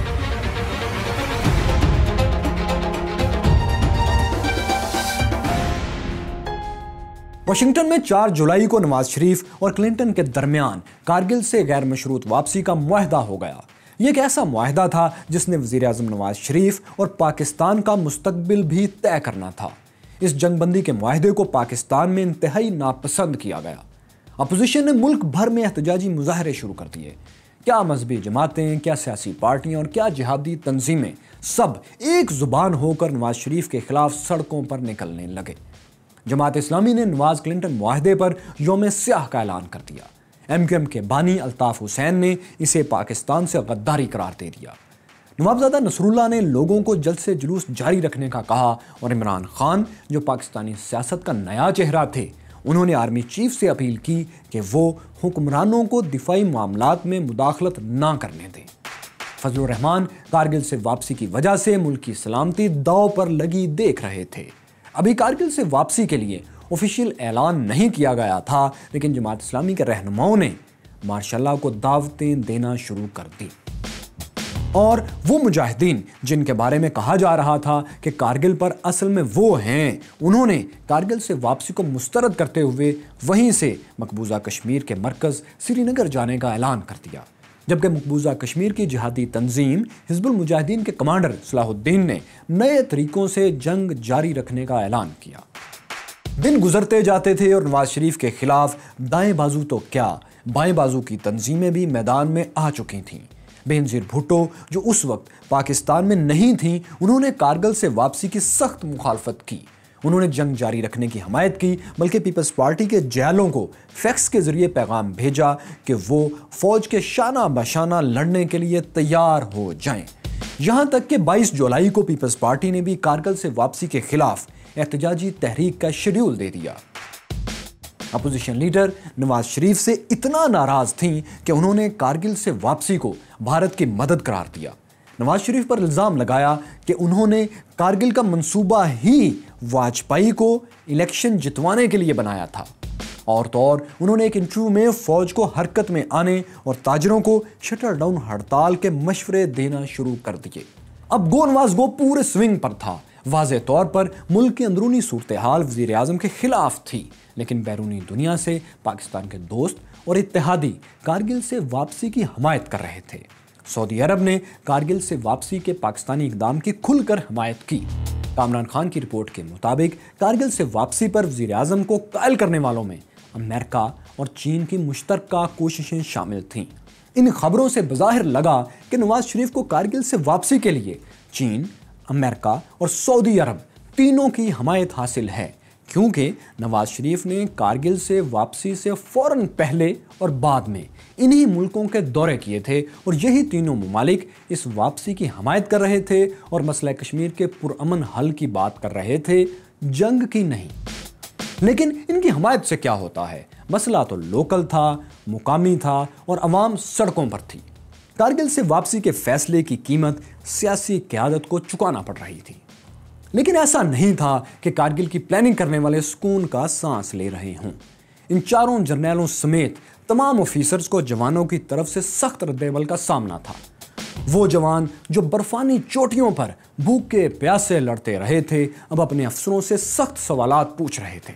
परवेज मुशर्रफ और वो 3 जर्नैल जिन्होंने ऑपरेशन से पहले फौज के अहम तरीन इदारों को हवा भी नहीं लगने दी थी, अब मुश्किल पानियों का सामना कर रहे थे। ऐसे में जनरल मुशर्रफ ने एक अहम फैसला किया। उन्होंने मिलिट्री कोर्स का दौरा शुरू कर दिया। इस दौरे में उनके लिए एक दिलचस्प मुश्किल थी। मुश्किल ये थी कि जनरल परवेज मुशर्रफ जो बात अपनी किताब में लिखते हैं और जो बात आज तक कहते हैं कि कारगिल की चोटियों पर पाक फौज के जवान नहीं बल्कि कश्मीरी मुजाहिदीन थे, वो यही बात पाक फौज के जवानों के सामने नहीं कह सकते थे, क्योंकि ये वो जवान थे जिन्होंने लाइन ऑफ कंट्रोल के अंदर कई किलोमीटर अंदर कई दिन मुश्किल तरीन हालात में अपने वतन के लिए कुर्बानियां दी थीं। इन्होंने अपनी आंखों से अपने साथियों को शहीद होते देखा था। यही वजह थी कि यहाँ जनरल परवेज मुशर्रफ एक दूसरी मंतक का सहारा ले रहे थे, और ये मंतक वही थी जो पाकिस्तान की मजहबी जमातों और अपोजिशन ने सड़कों पर ले रखी थी। यानी कारगिल का हुक्म और वापसी दोनों सियासी क़यादत के फैसले थे, वरना उन्होंने तो भारत को गर्दन से दबोच लिया था। लेकिन ये जवाब जंग की सख्तियां झेल कर आने वाले और दीगर जवानों के लिए नाकाबिले कबूल था। खास तौर पर कोयटा के दौरे में जनरल मुशर्रफ को सख्त तरीन रद्देअमल का सामना करना पड़ा।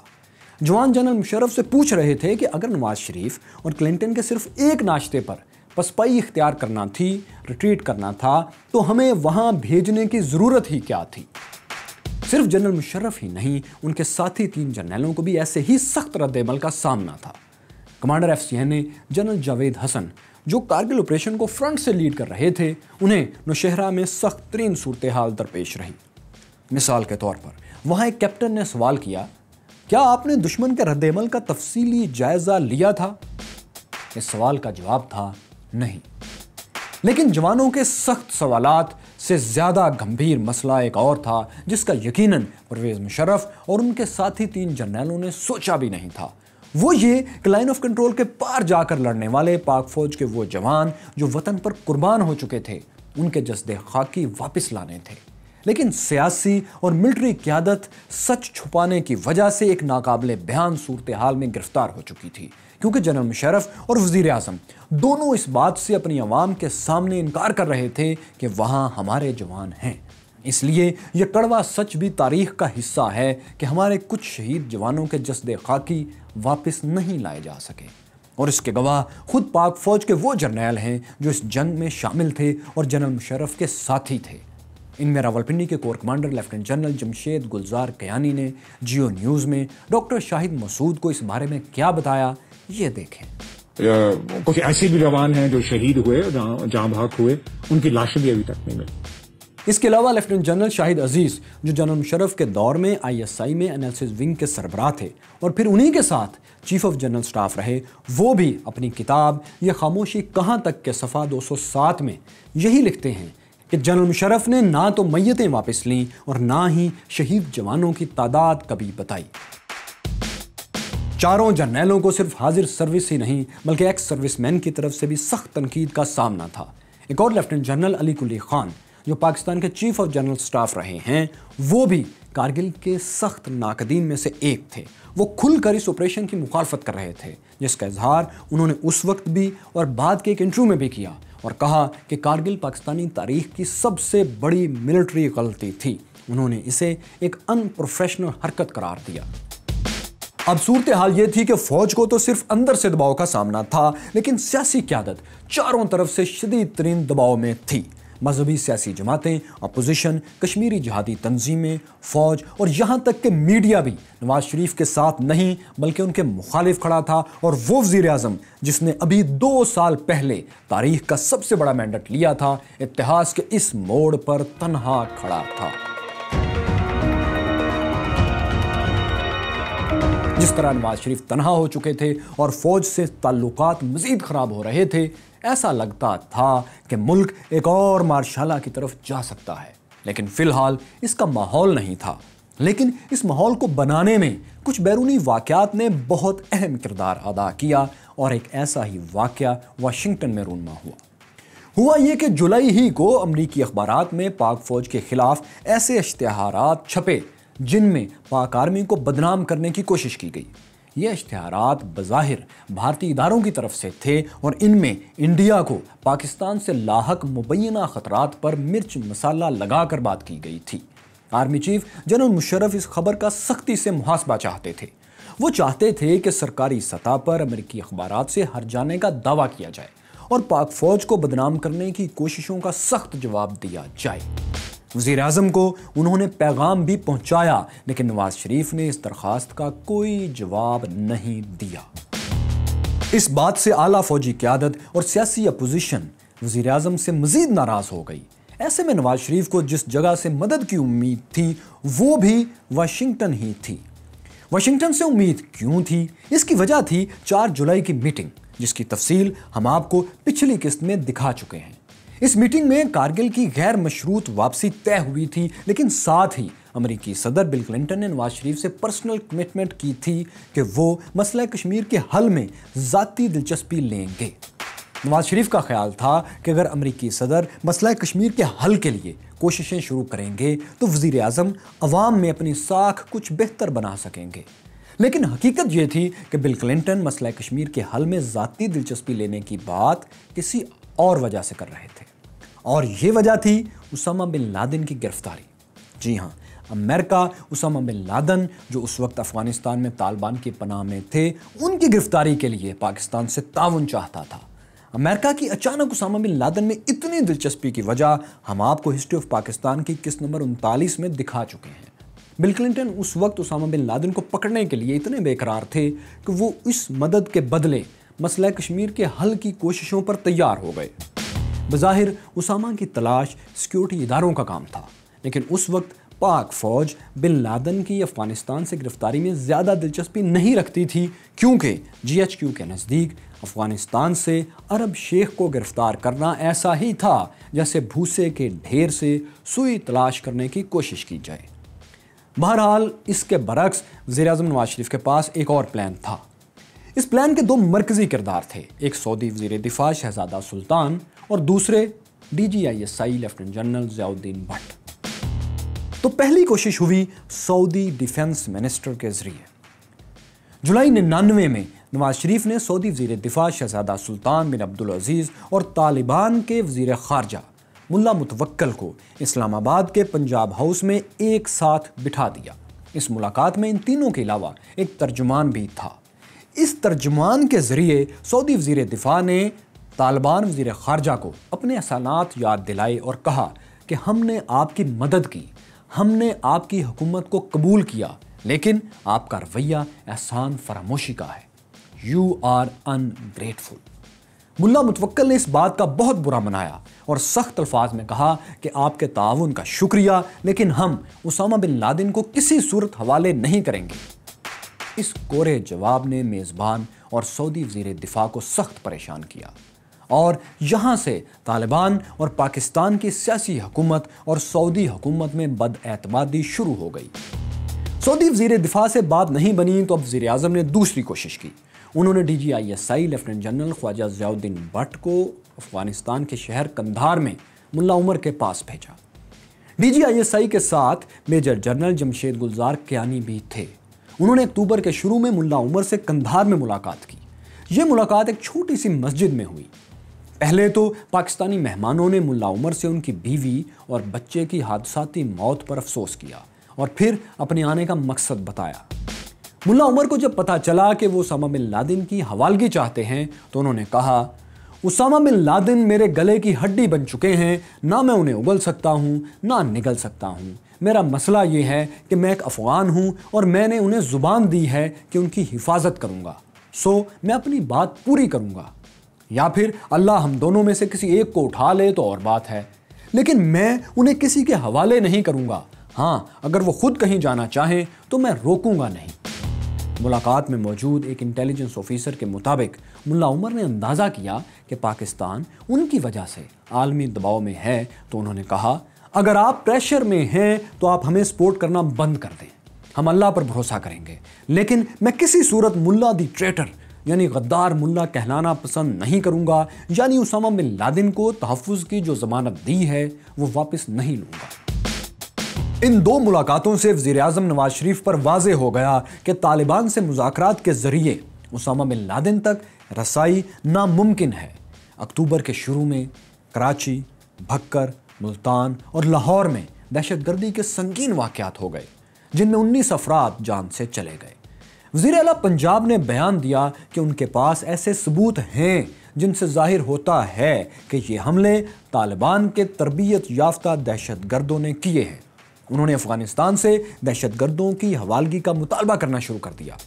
اس واقعے سے طالبان سے اسامہ بن لادن کے سلسلے میں کوئی مدد ملنے کی امید تھی بھی تو وہ مزید کم ہو گئی۔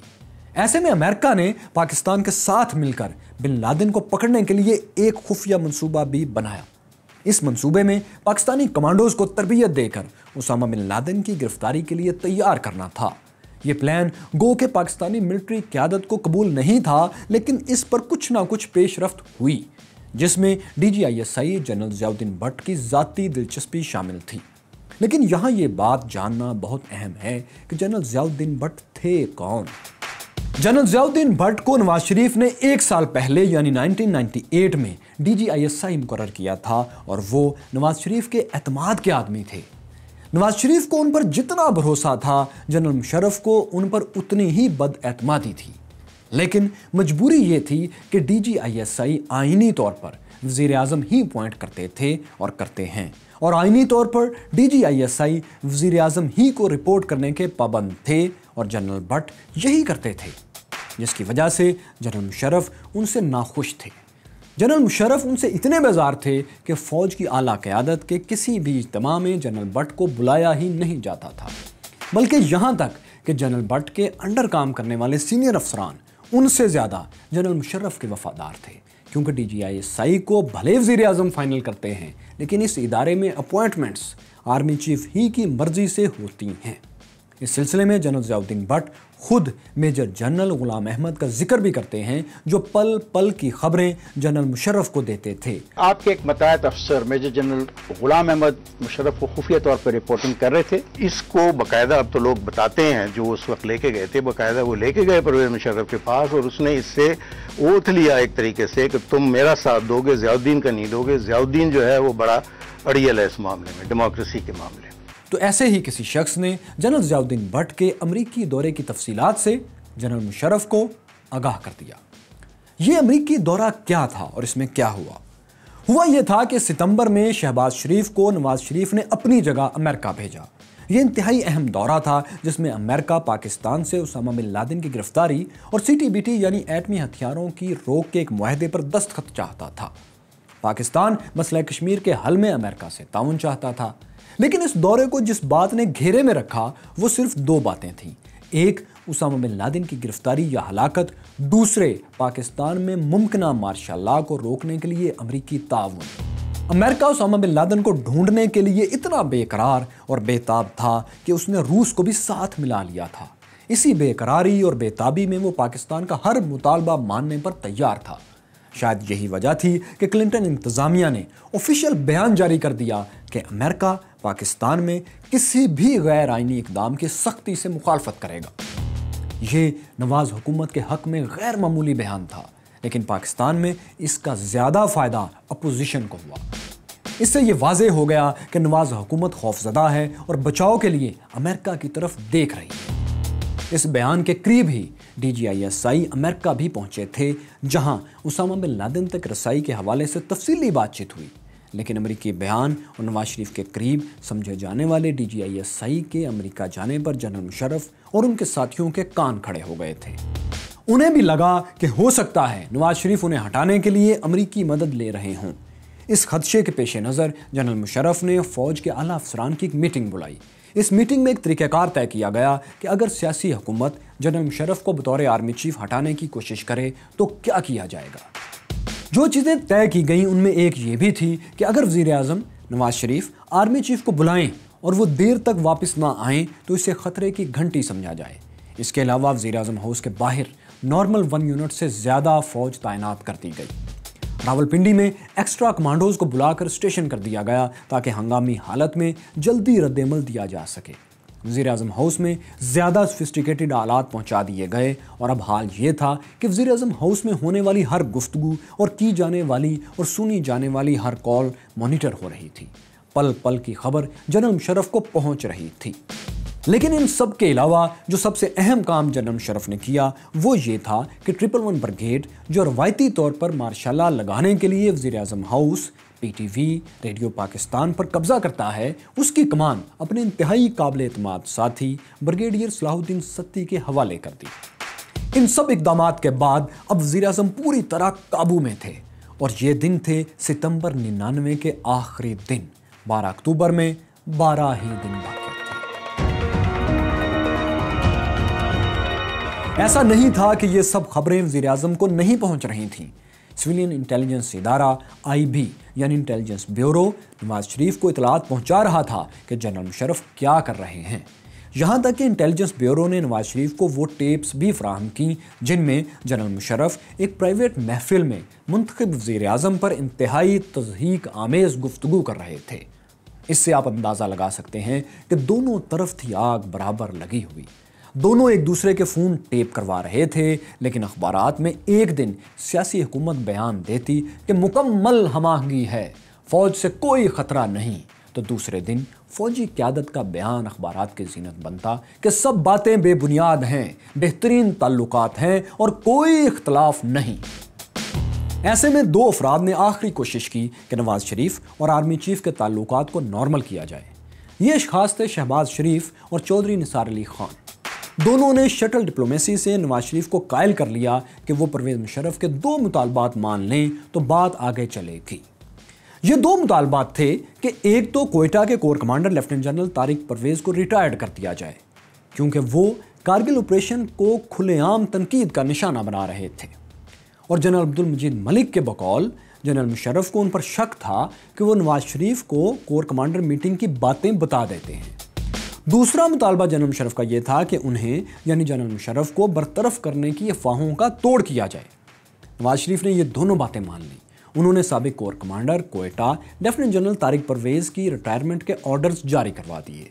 नवाज शरीफ ने जनरल मुशर्रफ की बरतरफी की अफवाहों की यूं तरतीब की कि उन्हें चीफ ऑफ आर्मी स्टाफ के साथ साथ chairman joint chief of staff committee भी मुकर्रर कर दिया। अब 7 अक्टूबर आ चुका था और जनरल मुशर्रफ श्रीलंका जाने की तैयारी कर रहे थे कि अचानक नेवी चीफ एडमिरल फसी बुखारी ने इस्तीफ़ा दे दिया। बहुत बाद में एक इंटरव्यू में उन्होंने बताया कि ये इस्तीफ़ा उन्होंने इसलिए दिया था क्योंकि वो जनरल मुशर्रफ के कू के प्लान को जान चुके थे और वो इस डर्टी गेम का हिस्सा नहीं बनना चाहते थे। अलबत्ता उस वक्त उनकी रिटायरमेंट को जनरल मुशर्रफ के ज्वाइंट चीफ बनने और नेवी के अटलांटिक तैयारे की तबाही की वजह समझा गया और कुछ जगहों से ये बताया भी गया। तो यूं हुआ कि वज़ीर-ए-आज़म ने एडमिरल फसी बुखारी का इस्तीफ़ा कबूल किया और उनके एजाज़ में एक खाना दिया। इस लंच की छोटी सी तकरीब में जनरल मुशर्रफ भी मौजूद थे। सब ने खुशगपियाँ की, खाना खाया, खुदा हाफिज़ कहा और अपने अपने रास्ते पर हो लिए। जनरल मुशर्रफ को श्रीलंका जाना था और वो इसी सिलसिले में रवाना हो गए। लगता था सब कुछ ठीक हो गया है, फ़ौज और सियासी क़यादत में कदूरतें दूर हो गई हैं और मामलात अपनी डगर पर आ गए हैं। लेकिन अगले 4 दिन में ऐसा क्या हुआ कि सारा मंजर ही एक बार फिर पलट गया और पाकिस्तान अपनी तारीख के चौथे मार्शाला की नज़र हो गया। 9 अक्टूबर 1999 वज़ीर-ए-आज़म नवाज शरीफ से एक सीनियर मिलिट्री ऑफिसर मिलने के लिए आए। इन ऑफिसर की रिटायरमेंट में सिर्फ 6 माह बाकी थे, लेकिन ये वक्त से पहले रिटायरमेंट चाहते थे। ये ऑफिसर अहम तरीन ओहदे पर फायज थे और वज़ीर-ए-आज़म के करीबी साथियों में शुमार होते थे। इसलिए वज़ीर-ए-आज़म ने उनसे पूछ लिया कि आखिर आप जल्दी रिटायरमेंट क्यों चाहते हैं। ऑफिसर का जवाब था कि वो रिटायरमेंट के बाद फारिग नहीं बैठना चाहते बल्कि मसरूफ़ रहना चाहते हैं और इस वक्त फ़ौजी फाउंडेशन के एक इदारे FFC यानी फ़ौजी फर्टिलाइज़र कंपनी के चेयरमैन का ओहदा खाली है। अगर उन्हें 6 माह पहले रिटायर्ड करके ये ओहदा दे दिया जाए तो उन्हें बाकी ज़िंदगी में एक सेहतमंद मसरूफियत मिल जाएगी। FFC पाक फ़ौज से मुंसलिक इदारा है जिसमें तैनाती के लिए आर्मी चीफ का किरदार बहुत अहम होता है। اس لیے وزیر اعظم نے اس سینئر ملٹری آفیسر کو جواب دیا کہ وہ اس وقت دبئی جا رہے ہیں، لیکن واپسی پر خود آرمی چیف جنرل مشرف سے آپ کی سفارش کریں گے کہ آپ کو FFC کا چیئرمین لگا دیا جائے۔ ان آفیسر نے اسے نیم رضامندی سمجھا اور مطمئن ہو کر سیدھے آفیسرز میس چلے گئے، جہاں ان کے ریٹائرڈ ساتھیوں کا کوئی گیٹ ٹوگیدر چل رہا تھا۔ انہوں نے اپنے ساتھیوں کو خوشی سے بتایا کہ وہ بھی جلد ہی ان کی صف میں شامل ہونے والے ہیں، یعنی بطور ریٹائرڈ آفیسر وہ بھی ان کے ساتھی ہوں گے۔ یہ آفیسر تھے DGISI lieutenant general Zia Uddin but, جو 9 اکتوبر 1999 تک اپنی ریٹائرڈ لائف پلان کر چکے تھے اور کسی پرسکون گوشے میں آسان چیلنجز کے ساتھ آگے بڑھنا چاہتے تھے، لیکن وہ نہیں جانتے تھے کہ 72 آورز کے بعد انہیں 660 دن کی قید تنہائی کاٹنا ہوگی۔ Solitary confinement for 660 days۔ 3 دن میں ایسا کیا ماجرا ہو گیا کہ سب کچھ تلپٹ ہو گیا۔ میں ہوں فیصل وڑائچ اور دیکھو سنو جانو کی ہسٹری آف پاکستان سیریز میں ہم آپ کو یہی سب دکھائیں گے۔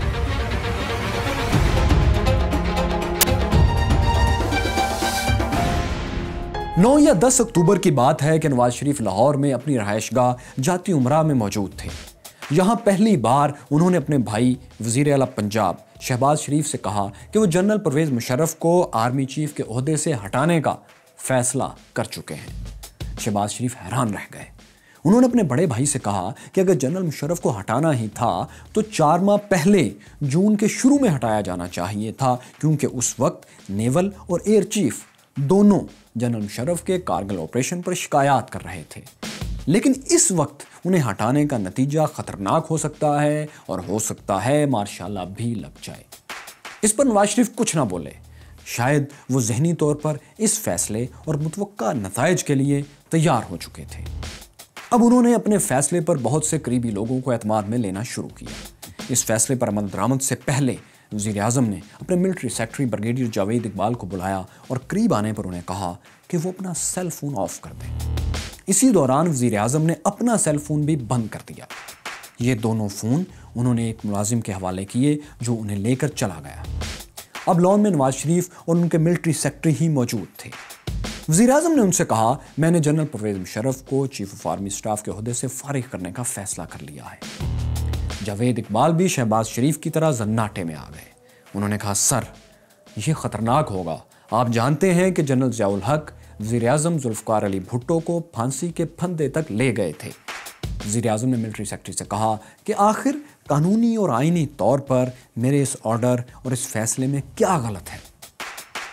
بریگیڈیئر جاوید اقبال نے وضاحت سے بتایا کہ جنرل مشرف اور ان کے وہ ساتھی جرنیل جنہوں نے کارگل کا ناکام آپریشن کیا ہے کسی صورت یہ نہیں چاہیں گے کہ انہیں ریٹائرڈ کر کے ان کا کورٹ مارشل کیا جائے، لہٰذا وہ اپنے بچاؤ کے لیے آخری حد تک جائیں گے، خواہ انہیں آپ ہی کو ہٹانا پڑے۔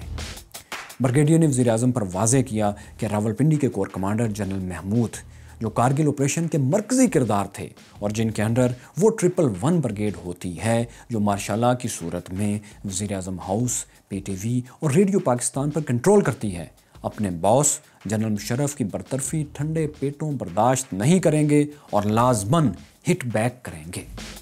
بہرحال جاتی عمرہ کے لان میں ہونے والی آدھے گھنٹے کی ملاقات اس بات پر ختم ہوئی کہ نواز شریف جنرل مشرف کو ریٹائرڈ تو بہرحال کریں گے، خواہ اس کے نتائج کچھ بھی ہوں، لیکن ان کے ملٹری سیکرٹری ہر صورت اس خبر کو راز رکھیں گے اور ہر 2 صورتوں میں وزیر اعظم کے وفادار رہیں گے۔ یہ میٹنگ ختم ہوئی، موبائلز دوبارہ آن ہوئے تو وزیر اعظم کو ملنے کے لیے ایک سینئر صحافی جاتی عمرہ میں موجود تھے۔ انہیں ایک اہم کام کے لیے وزیر اعظم ہاؤس بلایا گیا تھا۔ یہ صحافی تھے نذیر ناجی۔ انہیں وزیر اعظم کے بیٹے حسین نواز کے ساتھ مل کر جنرل مشرف کی برطرفی کے بعد PTV پر کی جانے والی تقریر لکھنا تھی۔ یہ راز کہ جنرل مشرف کو برطرف کرنے اور کارگل میں ناکامی پر انکوائری کمیشن بنانے کا فیصلہ ہو چکا ہے، صرف 5 لوگوں کے علم میں تھا: وزیر اعظم نواز شریف، ان کے ملٹری سیکرٹری جاوید اقبال، صحافی نذیر ناجی اور حسین نواز۔ یہ راز نواز شریف نے اپنے بھائی شہباز شریف اور اپنے سب سے قریبی ساتھی چودھری نثار علی خان سے بھی چھپا رکھا تھا۔ شہباز شریف سے انہوں نے مشاورت تو کی تھی، لیکن انہیں اپنے فیصلے سے آگاہ نہیں کیا تھا۔ لیکن جو آگاہ تھے، یعنی حسین نواز اور نذیر ناجی، وہ ایک کمرے میں نواز شریف کے بتائے نکات کے مطابق ایک مختصر تقریر تیار کر رہے تھے۔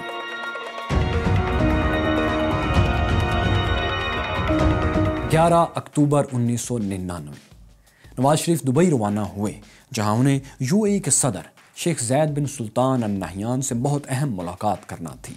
इस मुलाकात के दो बुनियादी एजेंडे थे। एक मसला ये था कि दुबई सरकार के पाकिस्तानी बैंकों में 45 करोड़ डॉलर जमा थे। शेख ज़ैद इन्हें दुबई मुंतकिल करना चाहते थे। पाकिस्तान के मुआशी हालात बहुत अच्छे नहीं थे। एटमी धमाकों और कारगिल जंग के बायस जो मुआशी नुकसान हुआ, उसे पूरा करने के लिए डॉलर्स की अशद ज़रूरत थी। इसलिए पाकिस्तान चाहता था कि दुबई ये रकम पाकिस्तानी बैंकों में ही रहने दे या फौरी तौर पर ना निकलवाए। दूसरा मसला तालिबान का था, जिसका हम पिछली किस्त के आखिर में जिक्र कर चुके हैं। पाकिस्तान चाहता था कि दुबई अफगान तालिबान पर अपना असर और रसूख इस्तेमाल करे और अफगानिस्तान में जो ऐसे ट्रेनिंग कैंप्स हैं जो पाकिस्तान में दहशतगर्दी फैलाने का बायस बन रहे हैं, उन्हें बंद करवाए। ये चूंकि अफगानिस्तान का मामला था, जिसके लिए वज़ीर आज़म को अफगानिस्तान के बारे में इंटेलिजेंस ब्रीफिंग भी चाहिए थी, इसलिए उन्होंने DGISI जनरल ज़ियाउद्दीन भट्ट को भी साथ ले लिया, जिन्होंने दुबई के रास्ते में जहाज़ के अंदर वज़ीर आज़म को अफगानिस्तान और कश्मीर के अमूर पर ब्रीफिंग दी। कहते हैं इसी दौरे के दौरान नवाज शरीफ ने ज़ियाउद्दीन भट्ट को इशारतन बता दिया कि वो उन्हें नया आर्मी चीफ बनाने की प्लानिंग कर रहे हैं। इसी सफ़र में वज़ीर आज़म के साथ एक बार फिर नज़ीर नाजी और उनके बेटे हुसैन नवाज मौजूद थे, जो खामोशी से एक तरफ बैठे जनरल मुशर्रफ की बरतरफी और कारगिल पर इंक्वायरी की तकरीर तैयार कर रहे थे। वज़ीर आज़म का ये दौरा आधा कामयाब रहा कि शेख ज़ैद ने पाकिस्तानी बैंकों में पड़े 45 करोड़ डॉलर्स दुबई मुंतकिल ना करने की दरख्वास्त कबूल कर ली, लेकिन तालिबान पर अपना असर और रसूख वो कितना इस्तेमाल कर पाए, ये भूल भुलैयों में उलझी हुई वो कहानी है जिसका ब्लैक एंड वाइट में कोई जवाब फिलहाल मुमकिन नहीं। अब सूरज तुलू हुआ 12 अक्टूबर 1999 का द डी डे। वज़ीर आज़म नवाज शरीफ रात को जनरल मुशर्रफ की बरतरफी पर तकरीर काफ़ी हद तक तैयार करवा चुके थे और अब पंजाब के शहर शुजाबाद जा रहे थे, जहां उन्होंने किसानों से खिताब और कपास की कीमत पर सब्सिडी का ऐलान करना था। ऐलान तो आम बात थी, वज़ीर आज़म कोई भी हों, कहीं भी जलसे में जाएं, वो इसी से मिलते जुलते ऐलानात करते हैं, लेकिन इस जलसे में एक ख़ास बात थी, एक बहुत ही गैर मामूली बात जो बाकी जलसों में नहीं होती। कुछ था जिसका वज़ीर आज़म को शिद्दत से इंतज़ार था, इतनी शिद्दत से इंतज़ार था कि उन्होंने जलसा गाह के अंदर अपने हाथ के पास टेलीफोन सेट लगवाया, जो वज़ीर आज़म हाउस से हॉटलाइन पर कनेक्ट था। लगता था उन्हें किसी के फ़ोन का बेसब्री से इंतज़ार है, और फिर फ़ोन की घंटी बजी। वज़ीर आज़म ने दूसरी तरफ से की जाने वाली गुफ्तगू 1.5 मिनट सुनी और फ़ोन रख दिया, लेकिन इस 1.5 मिनट ने उनके चेहरे पर जो परेशानी बखेरी वो सब ने महसूस की। अभी स्टेज पर वज़ीर आज़म से पहले कुछ दूसरे रहनुमाओं ने खिताब करना था, लेकिन वज़ीर आज़म ने पैगाम पहुंचाया कि उन्हें स्टेज पर बुलाया जाए। नवाज शरीफ ने किसानों से मुख्तसर तकरीर की। इस तकरीर में भी ताकत के ऐवानों में जारी रस्साकशी की तलखी नुमायां थी। उन्होंने कहा कि कुछ लोग मखसूस एजेंडे के तहत हुकूमत गिराना चाहते हैं, लेकिन हुकूमत धमकियों से नहीं डरेगी। फिर वो परेशानी के आलम में जल्दी जल्दी स्टेज से उतरकर गाड़ी की तरफ बढ़े और मुल्तान एयरपोर्ट पहुंचे। लेकिन इस्लामाबाद पहुंचने से पहले वज़ीर आज़म को हर सूरत एक शख्स एयरपोर्ट पर चाहिए था, और यह शख्स था उनका सेक्रेटरी दिफा जनरल इफ्तिखार अली खान। लेकिन मसला ये था कि जनरल इफ्तिखार अली खान बहुत बीमार थे, उनकी एंडोस्कोपी हुई थी और डॉक्टर्स ने उन्हें आराम का मशवरा दिया था। इस आराम के लिए उन्हें गहरी नींद की गोलियां दी गई थीं और वो इन्हीं गोलियों के ज़ेर असर सो रहे थे। वज़ीर आज़म के हुक्म पर इफ्तिखार अली खान के घर पर फ़ोन कॉल्स का तांता बन गया। उनकी बेगम फ़ोन उठाती, लेकिन अपने शोहर को उठाने से इनकार कर देती। कई कोशिशों के बाद फ़ोन पर किसी ने मिसेस जनरल इफ्तिखार अली खान को कायल कर लिया कि उन्हें जगाकर हर सूरत एयरपोर्ट भेजा जाए, चाहे कुछ हो जाए। इफ्तिखार अली खान गनूदगी के आलम में एयरपोर्ट पहुंचे, नीम जागे नीम सोए। वज़ीर आज़म पहुंच चुके थे। उन्होंने इफ्तिखार अली खान को गाड़ी में साथ बिठाया और कहा, आपको एक छोटा सा काम करना है, और वो ये कि एक नोटिफिकेशन जारी करना है कि जनरल परवेज़ मुशर्रफ रिटायर्ड कर दिए गए हैं और जनरल ज़ियाउद्दीन भट्ट नए आर्मी चीफ तैनात कर दिए गए हैं। इफ्तिखार अली खान भी शहबाज शरीफ और मिलिट्री सेक्रेटरी ही की तरह दंग रह गए। वो साबिक लेफ्टिनेंट जनरल थे, फ़ौज के मामलात और मौजूदा हालात से बहुत अच्छी तरह बाखबर थे। उन्होंने कहा, सर ये बहुत बड़ा फैसला है, क्या आपने कैबिनेट से इस बारे में मुशावरत कर ली है? वज़ीर आज़म ने जवाब दिया, कैबिनेट का इससे कोई ताल्लुक नहीं, उन्हें बता दिया जाएगा।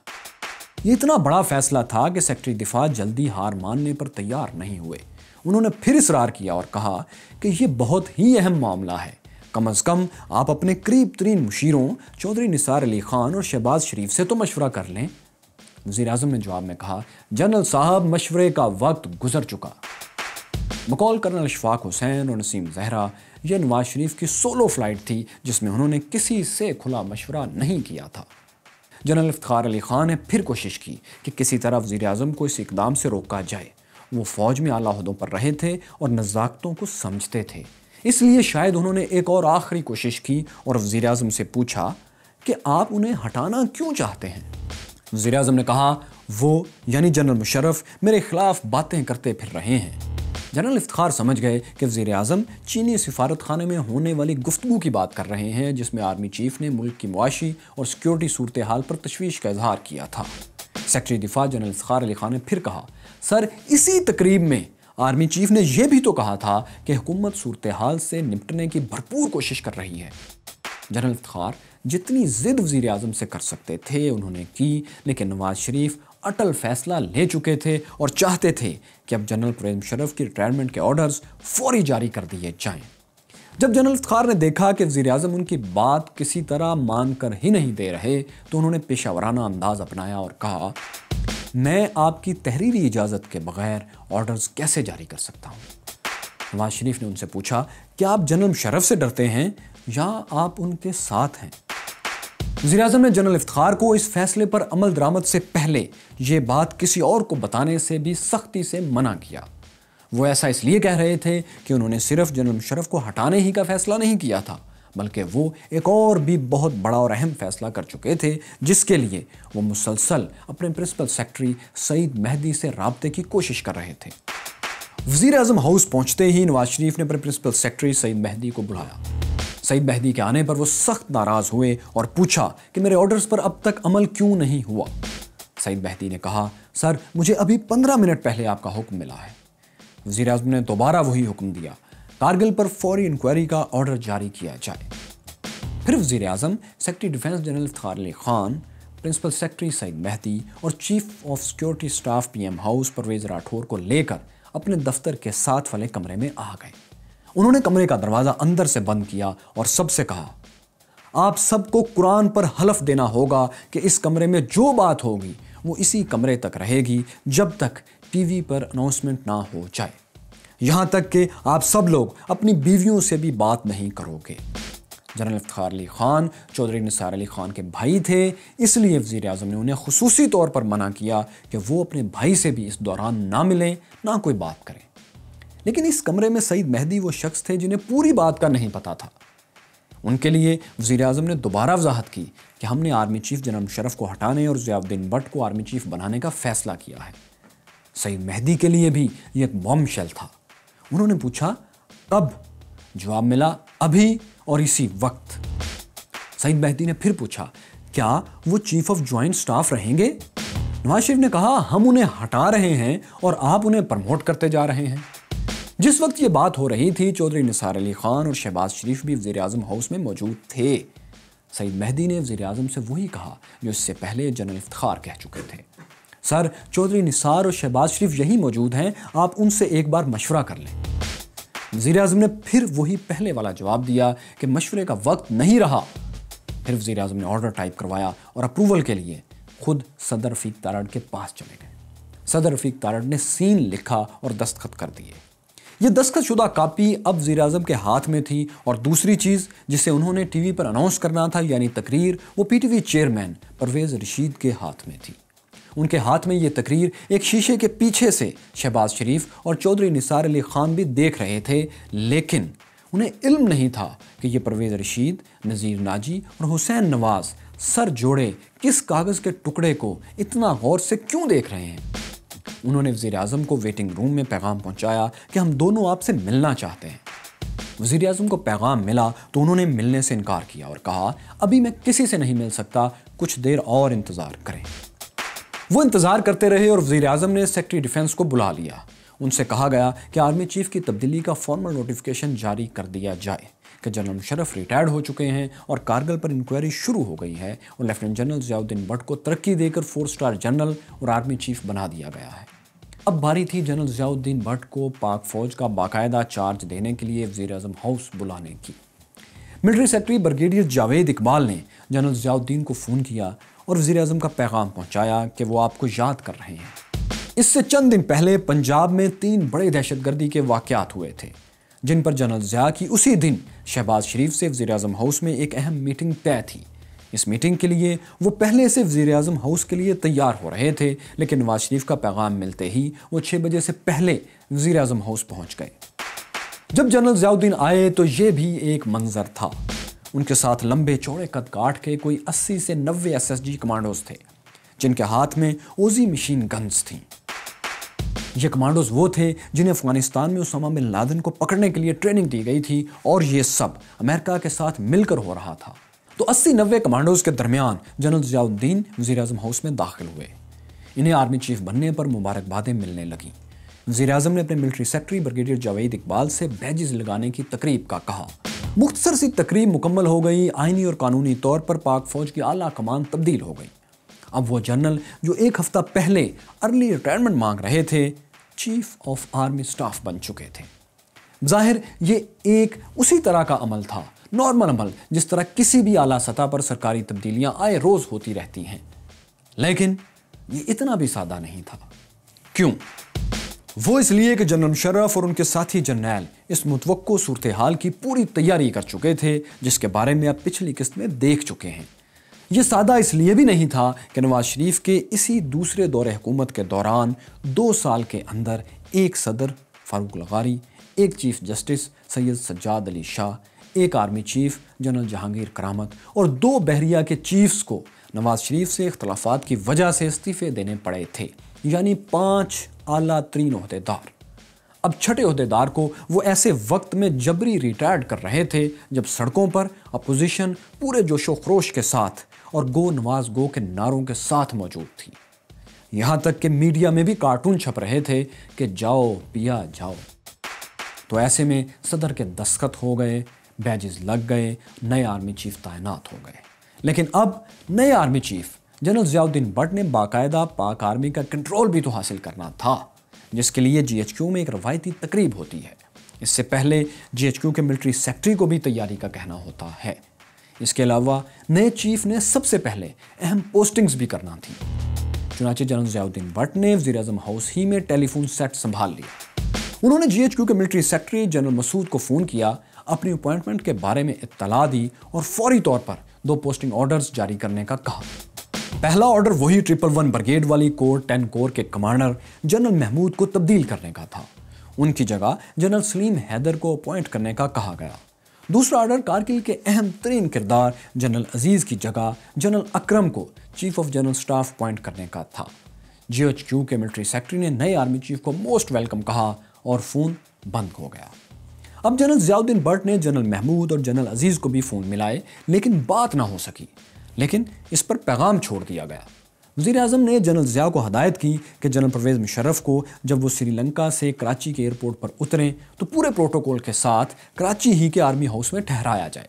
اب چونکہ جنرل مشرف کی فلائٹ کراچی میں اترنا تھی، اس لیے 5 کور کے کمانڈر جنرل مظفر عثمانی کو فون ملایا گیا جو کور کمانڈر کراچی تھے۔ وہ ویسے بھی جنرل مشرف کو ایئرپورٹ سے لانے کے لیے تیار ہو رہے تھے۔ جنرل ضیاء الدین نے انہیں اپنی ترقی کے بارے میں بتایا اور کہا کہ اب وہ آرمی چیف ہیں اور سابق آرمی چیف جنرل مشرف کو پورے اعزاز کے ساتھ ریسیو کیا جائے اور آرمی ہاؤس میں ٹھہرایا جائے۔ جنرل مظفر عثمانی نے فون پر حکم سنا، لیکن اس حکم پر عمل کرنے کے لیے انہیں 1-2 فون اور کرنا تھے یا سننا تھے، اور وقت ہو چکا تھا تقریباً 5-5:30 کے درمیان کا۔ اس وقت PTV کے MD یوسف بیگ مرزا تھے جو اس وقت ایک TV چینل کے مالک اور وزیر اعظم عمران خان کے مشیر بھی ہیں۔ چیئرمین PTV نے انہی MD PTV یوسف بیگ مرزا کو ایک چٹ پہنچائی جس پر یہ خبر درج تھی کہ chief of army staff general Musharraf کو ریٹائرڈ کر دیا گیا ہے اور lieutenant general Zia Uddin but کو ترقی دے کر 4 اسٹار جنرل اور آرمی چیف تعینات کر دیا گیا ہے۔ یہ خبر آن ایئر کرنا تھی۔ اس وقت PTV پر کشمیری خبرنامہ چل رہا تھا جسے رکوا کر یہ بریکنگ نیوز آن ایئر کر دی گئی۔ ये सनसनीखेज खबर पूरे मुल्क ने सुनी, लेकिन बराह रास्त उन 3 लोगों ने नहीं सुनी जिन्हें जनरल मुशर्रफ ने यह हुक्म दिया था कि ऐसी खबर पर नजर रखना।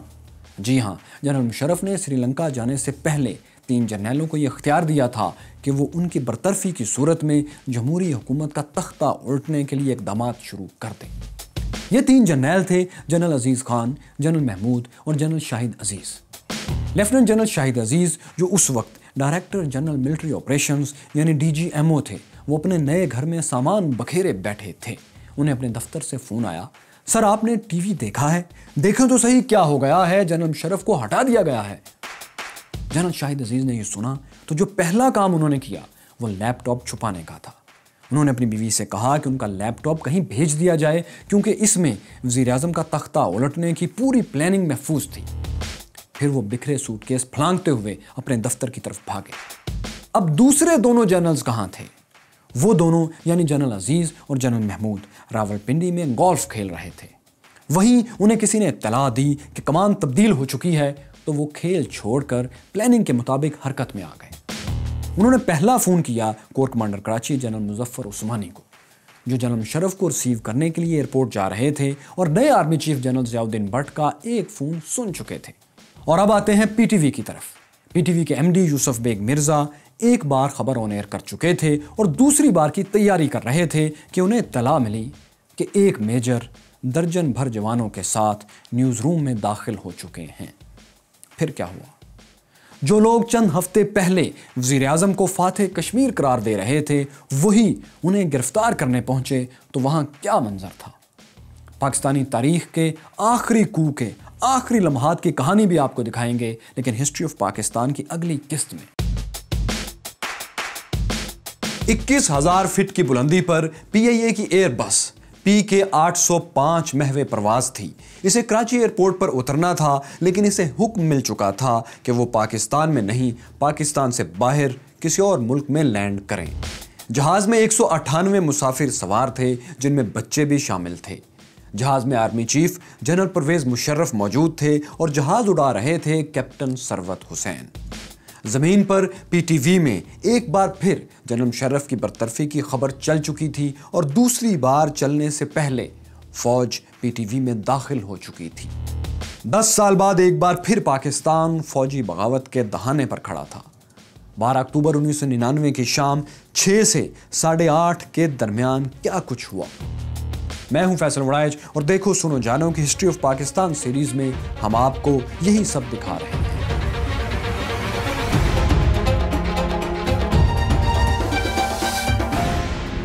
MD PTV Yusuf bag Mirza ने देखा कि एक मेजर दर्जन भर फौजी जवानों के साथ न्यूज़ रूम में दाखिल हो चुके हैं और जनरल मुशर्रफ की बरतरफी की खबर रुकवाने के ऑर्डर्स दे रहे हैं।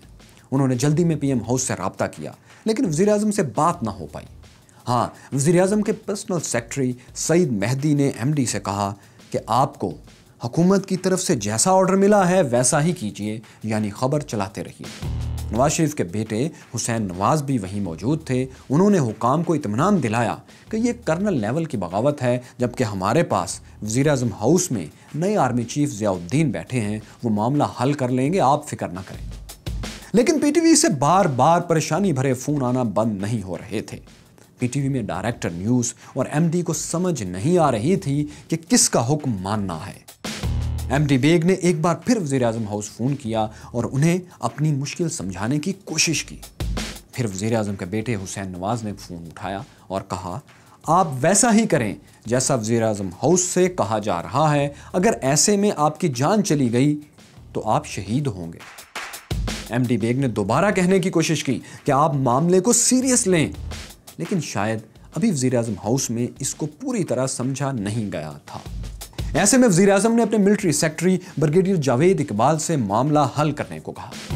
ब्रिगेडियर जावेद इकबाल ने अपना पिस्टल निकाला और PTV पहुंच गए।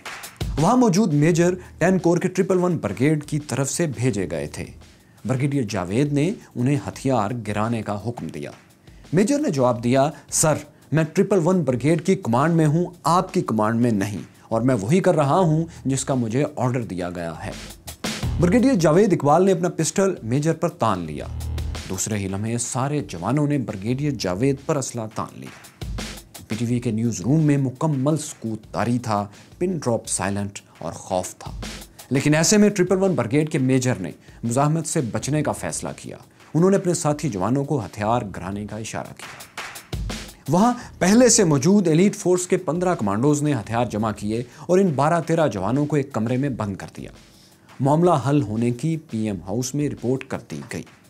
ऐसे में एक बार फिर चीफ की बरतरफी की खबर चलाना थी, लेकिन अब PTV की senior news caster Shaista Zaid घबरा रही थी। लेकिन किसी न किसी तरह 6 और 6:30 के दरमियान यह खबर दोबारा टेलीकास्ट कर दी गई। खबर चली तो कुछ देर को सब समझे कि उन्होंने कूदते को यानी बगावत को रोक लिया है, लेकिन अभी तो गेम ऑफ थ्रोन्स के आखिरी मरहले का सिर्फ आगाज हुआ था। इस ऊंट को किसी करवट बैठना था। 6:40 पर MD PTV मिस्टर बेग को एक बार फिर खबर दी गई कि सर, PTV के बाहर फौज के 2 ट्रक आ गए हैं और ट्रांसमिशन रोकने का हुक्म दिया जा रहा है। अब मिस्टर बेग के लिए यह समझना मुश्किल नहीं रहा था कि किसका हुक्म मानना है, इसलिए उन्होंने वज़ीर-ए-आज़म हाउस दोबारा फोन करने की जहमत भी नहीं की। इसके बाद PTV पर ब्रेकिंग न्यूज़, 7 बजे चलने वाली इंग्लिश फिक्शन सीरीज, 8 बजे का किस्तवार ड्रामा और 9 बजे के खबरनामे के बजाय सिर्फ मिल्ली नगमे चल रहे थे। और ये PTV की तारीख में पहली बार था कि 9 बजे का शेड्यूल्ड खबरनामा स्किप कर दिया गया। अब पूरे मुल्क में बेचैनी फैल चुकी थी कि ये हो क्या रहा है। लोग एक दूसरे से पूछ रहे थे कि मुल्क में किसकी हुकूमत है और PTV पर अचानक नगमे क्यों शुरू हो गए हैं। क्या इंडिया ने हमला कर दिया है या हुकूमत का तख्ता उलट गया है? रेडियो पाकिस्तान पर भी कुछ पता नहीं चल रहा था। ऐसे में लोगों ने रेडियो पर BBC ट्यून करना शुरू कर दिया। उस वक्त तक वज़ीर-ए-आज़म हाउस में बैठी नवाज शरीफ की टीम समझ चुकी थी कि जनरल मुशर्रफ का ग्रुप हरकत में आ चुका है, इसलिए ज़रूरी है कि जनरल मुशर्रफ को अपनी कोर टीम के पास पहुंचने से रोका जाए ताकि फौजी बगावत से बचा जा सके। इसलिए उन्होंने इससे पहले जनरल मुजफ्फर उस्मानी, कोर कमांडर कराची को जो अहकामात दिए थे कि परवेज़ मुशर्रफ को पूरे प्रोटोकॉल के साथ कराची एयरपोर्ट से आर्मी हाउस लाया जाए, उन्हें वापस लेने का फैसला किया। अब जनरल उस्मानी को कॉल करके इत्तला देना थी, लेकिन इससे पहले जनरल मुजफ्फर उस्मानी को एक और अहम कॉल आ गई। यह कॉल थी जनरल मुशर्रफ के सबसे करीबी साथी चीफ ऑफ स्टाफ जनरल अजीज़ खान की। वो पूछ रहे थे कि मौजूदा सूरत हाल में क्या किया जाए। जनरल उस्मानी ने जनरल अजीज़ से ही वापस पूछ लिया कि क्या जनरल परवेज़ मुशर्रफ जाने से पहले कोई अहकामात देकर गए थे। जनरल अजीज़ ने जवाबन कहा, हाँ बिल्कुल देकर गए थे, बस फिर उन पर अमल किया जाए। ये जवाब था कोर कमांडर कराची मुजफ्फर उस्मानी का। बहरहाल अब जनरल मुजफ्फर उस्मानी कराची एयरपोर्ट की तरफ रवाना हुए और उन्हें इस दौरान वज़ीर-ए-आज़म हाउस की तरफ से वो कॉल मौसूल हुई जिसके लिए PM हाउस काफ़ी देर से कोशिश कर रहा था। यह कॉल थी वज़ीर-ए-आज़म के military secretary brigadier Javed Iqbal की। उन्होंने जनरल उस्मानी से कहा कि मुशर्रफ को प्रोटोकॉल देने की ज़रूरत नहीं, बल्कि उन्हें रिसीव करके आर्मी हाउस में बंद कर दिया जाए। जनरल उस्मानी ने बात सुनकर फ़ोन रखा ही था कि मुशर्रफ के दूसरे करीब तरीन साथी core commander Rawalpindi general Mahmood का फ़ोन आ गया। उन्होंने पूछा कि अब तक क्या किया गया है। जवाब था, कुछ भी नहीं। ज़ाहिर है जो कुछ करना था एयरपोर्ट पहुंचकर ही करना था, लेकिन जनरल महमूद के लिए इतना जवाब काफ़ी था। अब जनरल महमूद, जनरल अजीज़ और जनरल शाहिद अजीज़ तीनों जान चुके थे कि कोर कमांडर कराची उनके साथ हैं, नए आर्मी चीफ जनरल ज़ियाउद्दीन के साथ नहीं। इस इत्मीनान के बाद उन्होंने रावलपिंडी में PTV और दीगर जगहों पर कंट्रोल की कार्रवाई जारी रखी। जनरल उस्मानी का उनके साथ होना बेहद ज़रूरी था क्योंकि उन्होंने ही जनरल मुशर्रफ को रिसीव करना था। वो इस वक्त जिसकी हदायत पर अमल करते, ताकत का पलड़ा उसी तरफ झुक जाता। वो जनरल मुशर्रफ को पूरे प्रोटोकॉल के साथ बतौर आर्मी चीफ आर्मी हाउस ला सकते थे और बतौर साबिक आर्मी चीफ जैसे कि हुक्म मिला था आर्मी हाउस में बंद भी कर सकते थे। उन्होंने प्रोटोकॉल देने का इंतखाब किया। वो हादसाती तौर पर तारीख के एक अहम मोड़ के मरकजी किरदार बन चुके थे। वो जिंदगी के 3 अहम तरीन फ़ोन भी सुन चुके थे और अब फ़ोन करने की बारी उनकी थी। उन्होंने मलीर गैरिजन में जनरल मलिक इफ्तिखार को फ़ोन किया। उन्हें ऑर्डर किया कि वो अपने दस्तों को हरकत में लाएं, जिन्ना इंटरनेशनल एयरपोर्ट कराची पहुंचें और एयर ट्रैफिक कंट्रोल का चार्ज संभाल लें क्योंकि अब अगली लड़ाई एयर ट्रैफिक कंट्रोल रूम में होना थी। وزیر اعظم کی ٹیم مشرف کو بر وقت پہنچنے سے روکنا چاہتی تھی اور پرویز مشرف کی ٹیم انہیں بر وقت اور باحفاظت زمین پر اپنے ساتھ چاہتی تھی۔ ادھر وزیر اعظم ہاؤس سے بھی 2 اہم ترین افراد کو ایئر ٹریفک کنٹرول کے لیے احکامات مل چکے تھے۔ ایک تھے سول ایویشن کے ڈائریکٹر امین اللہ اور دوسرے تھے چیئرمین PIA شاہد خاقان عباسی۔ انہیں حکم دیا گیا کہ وہ کسی صورت فلائٹ PK 805 کو پاکستان کے کسی بھی ایئرپورٹ پر نہ اترنے دیں بلکہ اسے مسقط لے جائیں۔ جس وقت وزیر اعظم نواز شریف یہ حکم دے رہے تھے ان کے پاس نہ پرویز رشید تھے، نہ شہباز شریف اور نہ چودھری نثار علی خان۔ ان کے پاس صرف 2 لوگ تھے، ان کے بیٹے حسین نواز اور بہت قریبی ساتھی سیف الرحمان۔ تو وزیر اعظم نے PIA کے چیئرمین کے ساتھ سندھ پولیس کو بھی ایکٹیو ہونے کا حکم دیا۔ کراچی ایئرپورٹ پر IG پولیس سندھ اور ایئرپورٹ کا عملہ حرکت میں تھا۔ انہوں نے آگ بجھانے والے 3 ٹرک کھڑے کر کے رن وے بلاک کر دیا۔ یہ وقت تھا شام 6:30 بجے کے ارد گرد کا۔ پھر ریڈار روم سے فلائٹ PK 805 کے پائلٹ کیپٹن ثروت حسین کو پیغام دیا گیا کہ آپ پاکستان کے کسی بھی ایئرپورٹ پر نہیں اتر سکتے، جہاز کو مسقط یا دبئی لے جائیں۔ پائلٹ کے لیے یہ ناقابل یقین پیغام تھا۔ جہاز میں 198 مسافر سوار تھے جن میں پرویز مشرف اور ان کی اہلیہ سمیت بچوں کی بڑی تعداد تھی، اور جہاز میں فیول صرف 20 منٹ کا باقی تھا۔ انہوں نے واپس پیغام بھیجا کہ جہاز میں اتنا فیول نہیں کہ مسقط پہنچا جا سکے۔ شاہد خاقان عباسی نے وزیر اعظم سے رابطہ کیا کہ جہاز مسقط نہیں پہنچ سکتا، جس پر انہیں نیا حکم ملا کہ جہاز کو دوسرے قریب ترین ایئرپورٹ نواب شاہ اتارا جائے، وہاں سے ری فیولنگ کر کے پھر مسقط لے جایا جائے۔ یہی حکم چیئرمین PIA شاہد خاقان عباسی نے واپس پائلٹ ثروت حسین تک پہنچایا۔ پائلٹ نے جہاز نواب شاہ کی طرف موڑ دیا، لیکن ان کے لیے یہ ایک اعصاب توڑ دینے والا لمحہ تھا، اور ایسے ہی لمحات کے لیے پائلٹس کو خصوصی تربیت دی جاتی ہے۔ بہرحال اس وقت تک شاید اتنا تو وہ سمجھ گئے تھے کہ جو کچھ بھی غیر معمولی حکم ہے اس کی وجہ جہاز کا صرف ایک ہی مسافر ہو سکتا ہے، یعنی پرویز مشرف۔ انہوں نے پرویز مشرف کے کسی ساتھی کو کاکپٹ میں بلایا۔ پرویز مشرف کے قابل اعتماد ATC بریگیڈیئر ندیم تاج کاکپٹ میں آئے۔ کیپٹن نے انہیں ساری صورتحال بتائی۔ انہوں نے فوراً پوچھا ہمارے پاس دیگر آپشنز کیا کیا ہیں۔ پائلٹ نے بتایا جتنا فیول ہے اس حساب سے ہم صرف رحیم یار خان، ایرانی شہر بندر عباس یا بھارتی شہر احمد آباد میں ہی اتر سکتے ہیں۔ ندیم تاج نے کہا انڈین آپشن از آؤٹ۔ پھر ندیم تاج نے پرویز مشرف کے صورتحال کے بارے میں جا کر بتایا تو وہ بھی کاکپٹ میں پائلٹ کے پاس آ گئے۔ اس کے بعد کا سارا واقعہ جنرل پرویز مشرف اپنی کتاب ان دا لائن آف فائر میں تفصیل سے لکھ چکے ہیں۔ ان کے مطابق جب انہیں بھی جہاز اتارنے کے 3 آپشن بتائے گئے تو انہوں نے احمد آباد کے آپشن پر کہا کہ اوور مائی ڈیڈ باڈی۔ اس دوران بریگیڈیئر ندیم تاج نے موبائل سے زمین پر کسی سے رابطہ کرنے کی کوشش کی لیکن رابطہ نہیں ہو سکا۔ اب ان کے سامنے صرف ایک راستہ تھا کہ جہاز کے اسپیشل کمیونیکیشن سسٹم سے کنٹرول ٹاور میں رابطہ کیا جائے۔ پرویز مشرف اور ان کے ساتھیوں کی خوش قسمتی تھی کہ اس وقت ایئر ٹریفک کنٹرول ٹاور میں ان کے دوست جنرل ملک افتخار جنرل عثمانی کے حکم پر پہنچ چکے تھے اور صورتحال کو اپنے قابو میں کر چکے تھے۔ انہوں نے ایئر ٹریفک کنٹرول ٹاور میں انچارج کو حکم دیا کہ فوراً جنرل مشرف سے ان کی بات کروائی جائے، لیکن اس انچارج کو حکم تھا کہ فلائٹ سے غیر متعلق کوئی بھی بات نہیں ہوگی۔ اس لیے کنٹرول ٹاور کا انچارج کچھ ہچکچا رہا تھا۔ اس کی ہچکچاہٹ اس وقت دور ہوئی جب جنرل ملک افتخار نے اپنا پسٹل اس کی کن پٹی سے لگا دیا۔ کمیونیکیشن آن ہو چکی تھی۔ جنرل مشرف کاکپٹ میں تھے اور جنرل افتخار ان سے بات کر رہے تھے۔ جنرل ملک افتخار نے اپنے باس کو ان کی ریٹائرمنٹ اور جنرل ضیاء الدین بٹ کی اپوائنٹمنٹ کی خبر جہاز میں سنا دی۔ پرویز مشرف لکھتے ہیں کہ انہوں نے جنرل افتخار کی آواز پہچان لی تھی لیکن پھر بھی کنفرم کرنے کے لیے اپنے 2 پالتو کتوں کے نام پوچھے۔ جنرل افتخار نے جھٹ جواب دیا سر، ڈاٹ اور بڑی۔ یہ نام سن کر پرویز مشرف نے سکون کا سانس لیا اور پوچھا جنرل عثمانی کہاں ہیں؟ جواب دیا گیا وہ ایئرپورٹ پر ہی موجود ہیں، سب کچھ کنٹرول میں ہے، آپ اطمینان سے کراچی ایئرپورٹ پر ہی لینڈ کیجیے۔ جنرل مشرف نے رابطہ ختم کرنے سے پہلے آرڈر دیا کہ دیکھنا کوئی شخص ملک سے بھاگنے نہ پائے۔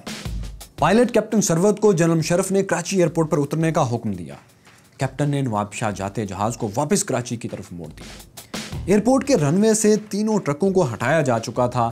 جہاز بحفاظت جناح انٹرنیشنل ایئرپورٹ پر اتر گیا۔ یہ وقت تھا رات کے 7:47 اور جہاز میں صرف 420 سیکنڈ کا فیول باقی تھا۔ ایک صبر آزما انتظار کے بعد جنرل مشرف طیارے سے باہر نکلے تو انہیں ریسیو کرنے کے لیے کور کمانڈر کراچی اپنی پوری مسلح سپاہ کے ساتھ موجود تھے۔ جنرل مشرف چونکہ جہاز میں تھے اس لیے وہ پوری طرح نہیں جانتے تھے کہ جو لوگ انہیں لینے کے لیے آئے ہیں ان کے ارادے کیا ہیں، کیونکہ ٹیکنیکلی تو وہ ریٹائرڈ کیے جا چکے تھے۔ انہوں نے آنکھوں میں سوال لیے جنرل مظفر عثمانی کی طرف دیکھا تو جنرل عثمانی نے کہا، سر مجھے آپ کو گرفتار کرنے کا آرڈر ملا ہے۔ جنرل مشرف پریشان ہو گئے۔ اتنے میں ان کی نظر بے اختیار اس گاڑی پر پڑی جو انہیں لے جانے کے لیے کھڑی کی گئی تھی۔ اس پر چیف آف آرمی سٹاف کا جھنڈا لہرا رہا تھا۔ پرویز مشرف جنرل پرویز مشرف ہی تھے، ڈی جورے نہ صحیح تو ڈی فیکٹو تو وہ تھے۔ چنانچہ وہ مطمئن ہو کر مسکرائے، جنرل عثمانی بھی مسکرائے اور دونوں 5 کور ہیڈ کوارٹر کی طرف روانہ ہو گئے۔ Corps commander Karachi general Usmani بغاوت کے ایک حصے کو کامیاب کر چکے تھے جبکہ دوسرا حصہ راولپنڈی میں 111 بریگیڈ مکمل کر رہا تھا۔ اسی بریگیڈ کے کرنل شاہد علی جن کی بنیادی ذمہ داری پی ایم ہاؤس کی حفاظت تھی، اپنی سپاہ کے ساتھ وزیر اعظم ہاؤس کی طرف بڑھ رہے تھے۔ ان کے آنے سے پہلے 111 بریگیڈ کے ایک میجر وزیر اعظم ہاؤس کو سیل کر چکے تھے۔ کرنل شاہد مسلح فورس کے ساتھ وزیر اعظم ہاؤس پہنچے تو انہیں پی ایم ہاؤس کے گارڈز نے اندر آنے سے روکنے کی کوشش کی، لیکن فوجی جوانوں کی بڑی تعداد اور اسلحہ دیکھ کر انہوں نے ہتھیار ڈال دیے۔ کرنل شاہد کے حکم پر انہیں عارضی طور پر حراست میں لے کر ایک طرف بٹھا دیا گیا۔ اس کے بعد کرنل شاہد وزیر اعظم ہاؤس میں داخل ہوئے۔ یہاں برآمدے میں نئے آرمی چیف جنرل ضیاء الدین اور نئے چیف آف سٹاف جنرل اکرم موجود تھے۔ پی ایم ہاؤس کے دیگر گارڈز اور ایلیٹ فورس کے کمانڈوز بھی وہیں موجود تھے۔ جنرل اکرم نے کرنل شاہد کو اندر آتے دیکھا تو کہا، کیا تم نہیں جانتے کہ وزیر اعظم ہاؤس کی ایک سینکٹٹی، ایک تقدس ہوتا ہے، بند کرو یہ سب کچھ۔ کرنل نے جواب دیا، سر مجھے اپنے کمانڈر کی طرف سے آرڈر ہے، آپ ان سے بات کر لیں۔ کرنل شاہد کے ایک کمانڈر تھے 111 بریگیڈ کے بریگیڈیئر صلاح الدین ستی اور بریگیڈیئر ستی کے کمانڈر تھے جنرل محمود۔ کرنل شاہد نے بریگیڈیئر ستی سے کال ملا کر جنرل اکرم کو فون تھما دیا۔ جنرل اکرم نے بریگیڈیئر ستی سے کہا کہ میں chief of general staff general Akram بول رہا ہوں، کل army chief guard of honour لیں گے لیکن وہ پریڈ ریویو نہیں کریں گے۔ بریگیڈیئر ستی نے سنا اور کہا، یس سر۔ پھر انہوں نے جنرل اکرم کا پیغام اپنے کمانڈر جنرل محمود کو دیا تو جنرل محمود کا جواب تھا، اسے کہو بھول جائے۔ جنرل اکرم تک شاید یہ جملہ نہیں پہنچا تھا لیکن اس دوران جنرل ضیاء الدین مسلسل فون پر مصروف تھے۔ وہ مختلف آفیسرز کو آرڈرز بھی دے رہے تھے اور بقول جنرل مشرف مبارکبادیں بھی وصول کر رہے تھے۔ اتنے میں پی ایم ہاؤس میں 111 بریگیڈ سے 25 فوجی جوانوں کی مزید کمک پہنچ چکی تھی۔ انہیں کرنل شاہد نے فوری ڈپلائمنٹ کے آرڈرز دیے اور کہا کہ وہ ایکشن کے لیے تیار رہیں۔ اب وزیر اعظم کے 2 گارڈز جو کمانڈوز تھے انہوں نے سائیڈز بدل لی، وہ ہتھیار پھینک کر کرنل شاہد کے ساتھ کھڑے ہو گئے۔ پھر جنرل ضیاء الدین کے گارڈز بھی ہتھیار رکھ کر ایک طرف ہو گئے۔ ٹیبلز ٹرن ہو چکے تھے۔ ٹیبلز ٹرن ہوتے دیکھے تو کرنل شاہد نے جنرل ضیاء الدین سے فون چھین لیا۔ کرنل شاہد علی نے جنرل ضیاء اور جنرل اکرم کو آرڈر دیا کہ وہ برآمدے سے اندر پی ایم ہاؤس چلے جائیں کیونکہ ان کے کمانڈر کے حکم پر سب کو حراست میں لے لیا گیا تھا۔ جنرل ضیاء اور جنرل اکرم وزیر اعظم ہاؤس کے پرائیویٹ روم میں آئے تو یہاں بھی ٹینشن بہت بڑھ چکی تھی۔ کمرے میں ان دونوں کے علاوہ وزیر اعظم کے military secretary brigadier Javed Iqbal بھی تھے، جبکہ وزیر اعظم کے پاس ان کے بھائی شہباز شریف اور سیف الرحمان موجود تھے۔ چودھری نثار علی خان جو کچھ دیر پہلے وہاں تھے، ماحول دیکھتے ہوئے اسی وقت نکل چکے تھے۔ کچھ ہی دیر بعد کمرے کا دروازہ ایک جھٹکے سے کھلا اور جنرل محمود اور vice chief of general staff general Orakzai 24-25 جوانوں کے ساتھ کمرے میں داخل ہوئے۔ شہباز شریف انہیں دیکھتے ہی بولے، یہ وزیر اعظم کا پرائیویٹ روم ہے، یہاں یہ سب نہیں آ سکتے۔ جنرل محمود نے جوانوں کو باہر جانے کا اشارہ کیا اور وزیر اعظم کی طرف دیکھ کر کہا، سر یہ آپ نے کیا کر دیا؟ وزیر اعظم نے کہا، میں نے جو کیا وہ آئین اور قانون کے مطابق میرا حق تھا۔